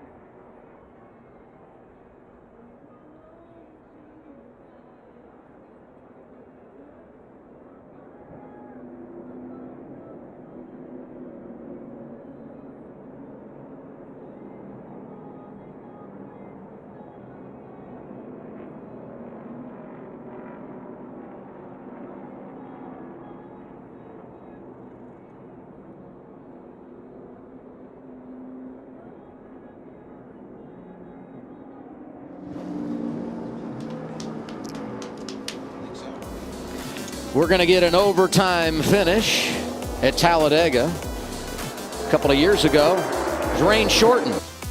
Jeb Burton didn't mind. He said, do the rain dance and I'll celebrate in the garage. He was out front, got his first and only Xfinity win driving for Colleague. So I guess it balances, right? You win one race here that's rain shortened. You win another in overtime, and you just call it good. Oh, never thought of it that way. I didn't either till just now, actually. It's a way to tie it all together, though. Coleman, this is going to be something. It is going to be something. And, you know, going into the race, we talked about preparation. I think back to my time with Brad in 2019 when I first started spotting for him. You prepare for instances like this. When there's not many cars left on the field, you kind of change your approach of drafting, where you want to be in the lane. So, like, even though this is uncommon, you still try to prepare for it as an elite driver. Yeah, I mean, you got to be ready for any scenario that comes your way. And unfortunately, this is a scenario that happens quite often. Yes. Okay, a late race overtime restart with half the field there. No, I wouldn't even say half, Joey. Like, there's like 10 cars that maybe aren't torn up. That's true. So I think when you put that together, the draft is completely different when the pack's a lot smaller. Jeb Burton takes the outside lane. Let's listen in on their radio. He's still the 48. I'll pay him pretty good ransom if he'll go with us instead of the 2. Just find a way to beat him. We take on him. I got a feeling there ain't enough money in the world to do that. It's too dark. I love that. I love that. Nice try. I mean, you know, got to use every opportunity you got.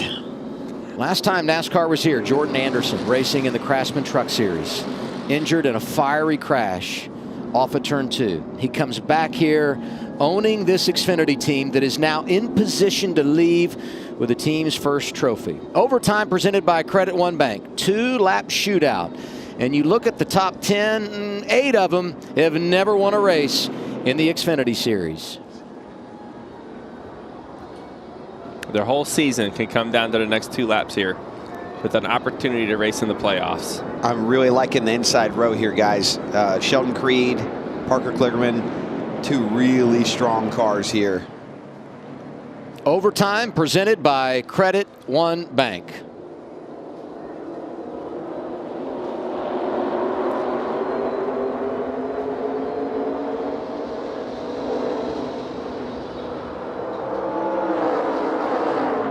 2 equal pushes on the inside and the outside. This is a very similar restart that we saw last time, where they're mirrored inside and outside lane, able to get far out there. But this time it looks like the inside lane's gonna be almost able to clear the outside, but they're coming back out of the exit of turn 2. Jeff 27, Stankiewicz. 1 lap back after. Burton slides down in front of Sheldon Creed. He's got to be careful not to get too far out. Look at the 08. Gray Galding making moves in that outside lane. Oh, Sheldon's going to come with a big run into 3. Here. Oh, baby. This one's, you can't defend this one. It's going to be big. Big push. There goes Sheldon Creed. Drafting help from Parker Kligerman. Don't get too far out. Caution's out. There's the caution. We did not obviously get back to the white flag, so we'll re-rack them and do it all again. Jeff Stankiewicz, crew chief for Sheldon Creed. Oh, and I'm Sheldon. I really liked what I was seeing right there, too. I had the lead. I had the guys behind me side by side with a small pack. I had a good shot at bringing this home. And I think the debris came from his teammate, the 21 here. Those pesky teammates, Joey. Ugh. I'm glad we never had an issue like that, Brad. So we're hearing piece of metal in turn 1. Haven't seen it yet, but we'll re-rack them and try it again here. Interesting what I saw there, Joey, was Jeb Burton with a great restart, got a great push from the 28 car, was able to clear, but got too far ahead.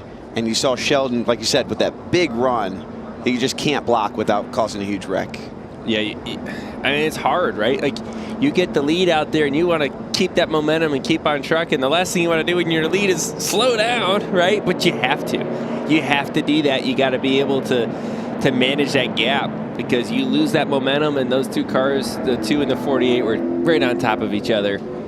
Caution big for Ryan Truex. He had gone a lap down when we had the caution and then the red flag a little bit ago, and he gets the free pass here. Saw him driving around a pace car, so he'll get back on the lead lap. That'll make 19 cars on the lead lap, and everyone else out of the race.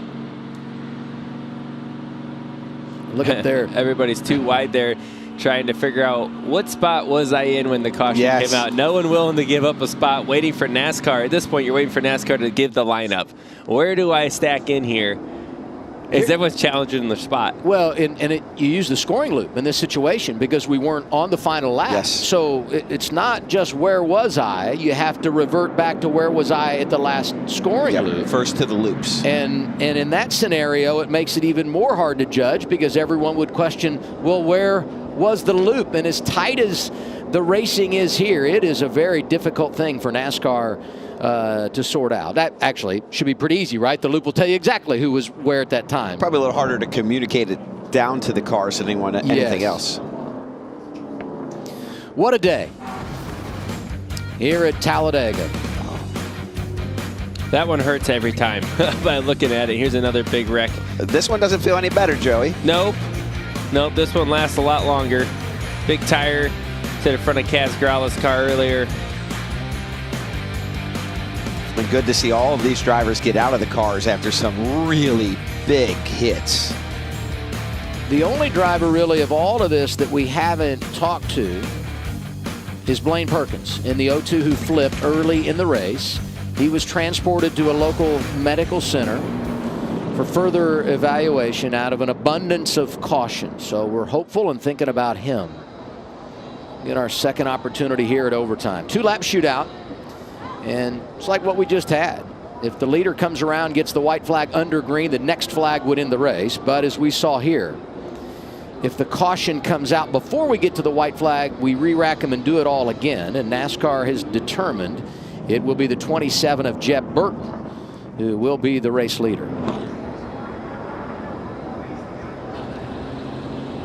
And that's a big moment for Jeb, because Jeb lost the lead on all that, right? So they go back to the last scoring loop that they crossed while the race was green before the caution came out. And this is kind of a second chance for Jeb, because he's kind of out of it at that moment. So he's got another shot at it. We've seen Jeb all day. He's been hanging up there, but boy, he's been very aggressive on his blocks. I'd say he's lucky to be running. He's up there for a reason. He's doing good, but boy, it's been close. Yes, all day. That last one with Sheldon Creed was very close. Where do you want to be here final lap? Everyone I always hear say get the lead before you take the white, because once you take the white, caution comes out and it's over and you don't have time to make your move. How do you manage overtime if you're these drivers up front? Well, for me, I mean, with the limited field here, 19 cars running, probably realistically only 10 of them that aren't destroyed or wrecked really bad. I just want to get to the lead because I don't think the field is strong enough to build a big run. Now, watch me be proved wrong, but you can generally manage 10 cars a lot easier than you can manage 20 or 30 cars behind you. Yeah, there's no guarantees either way. Right, if you get out to the lead, and Brad does a tremendous job as a leader. I've noticed a lot of times he does a good job at managing the gaps, managing the lines. It probably depends a little bit on who you are and what kind of experience you have at leading a field, right? If you're an experienced driver that knows how to lead and control the cars behind you, well, you want to be in the lead any chance you can. But we just saw right there where Jeb got too far ahead and could not manage the lead. Like I said, now he's got a second chance. He can go at it again. Cole Custer, as we check in on the drivers going for the Dash for Cash, and we've known for a while now that he was going to get the money because everybody else out of the race. First to retire, Sammy Smith. John Hunter Nemechek involved in an accident when he went up to block the outside lane, just past the tri-oval, hit the wall. He's done.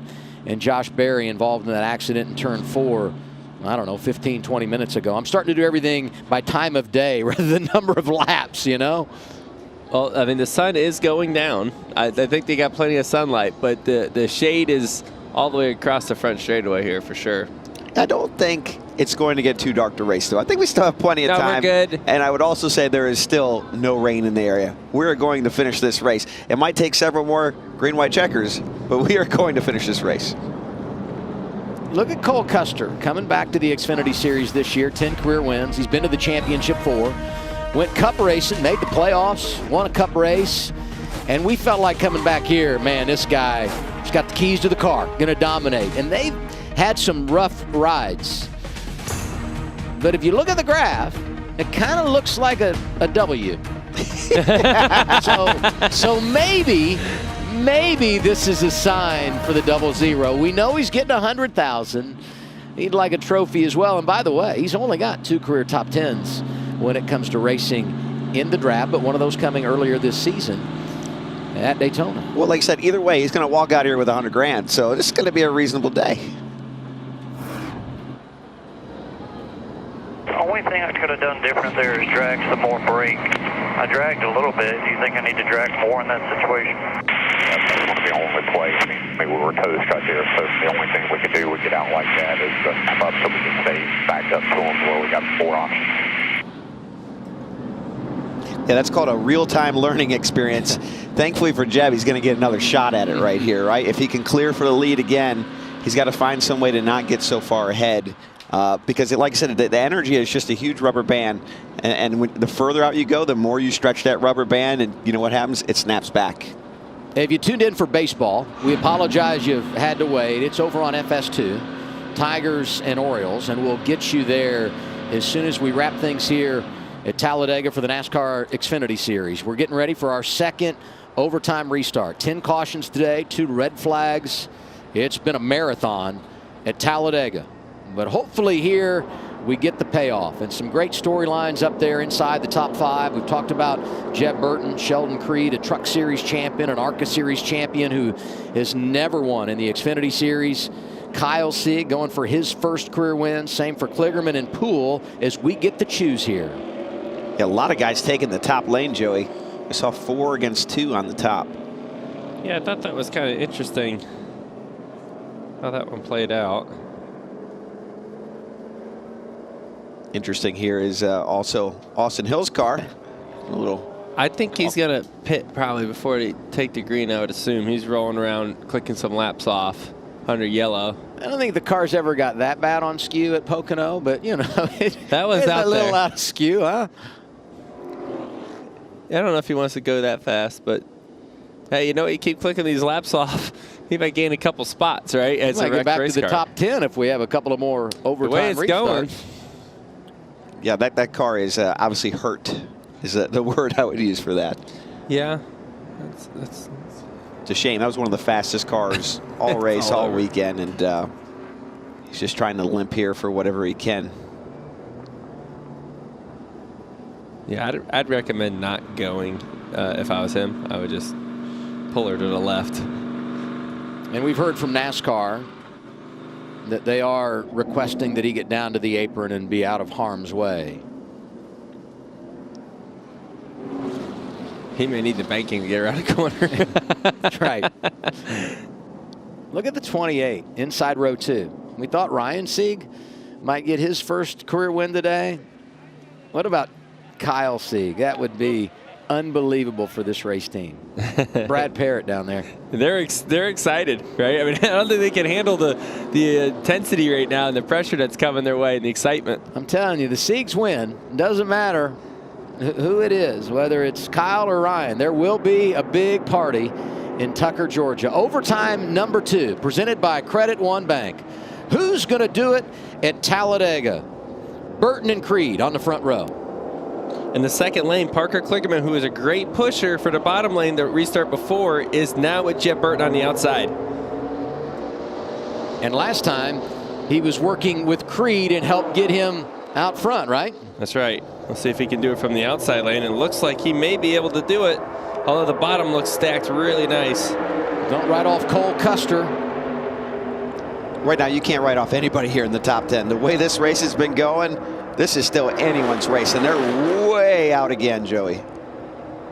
Aggressive side draft for Sheldon Creed, racing up to that top lane. Jeb Burton is clear, push from Parker Kligerman.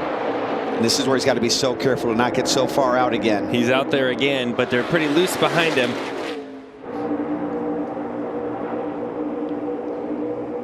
White flag, 1 more, 2 back.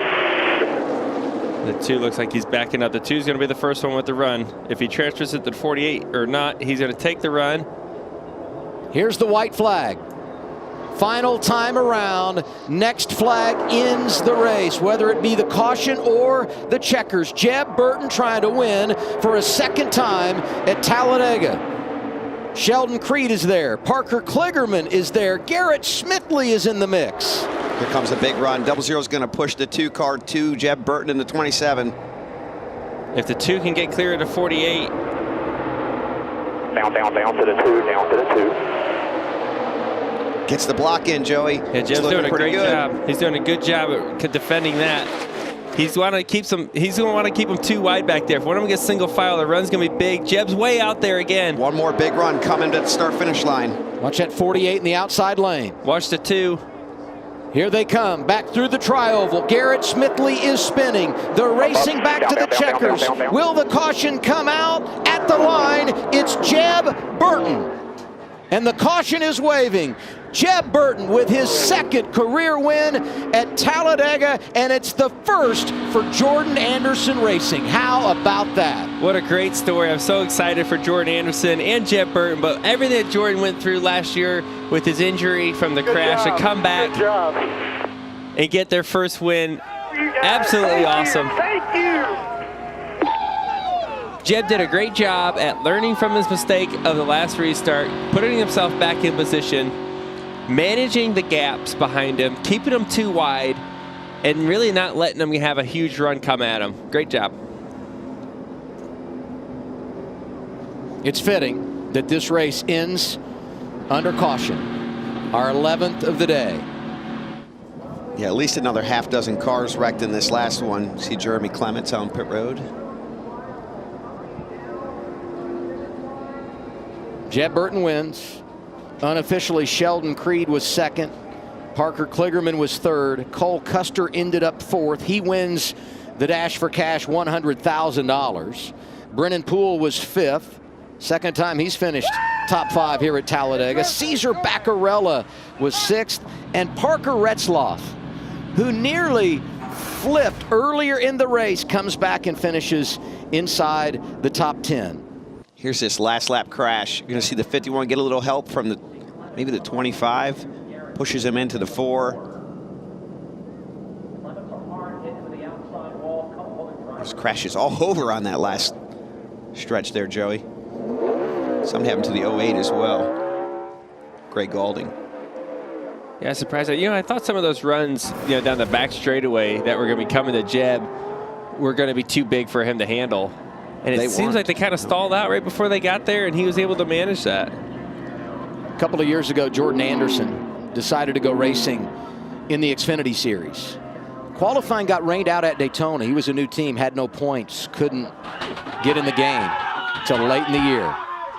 And look what he's done to build this team. 2-car operation, they've won, and they're going to the playoffs, courtesy of Jeb Burton. First win for crew chief Shane Whippeck as well. See Jordan Anderson, he wants to be here for this moment.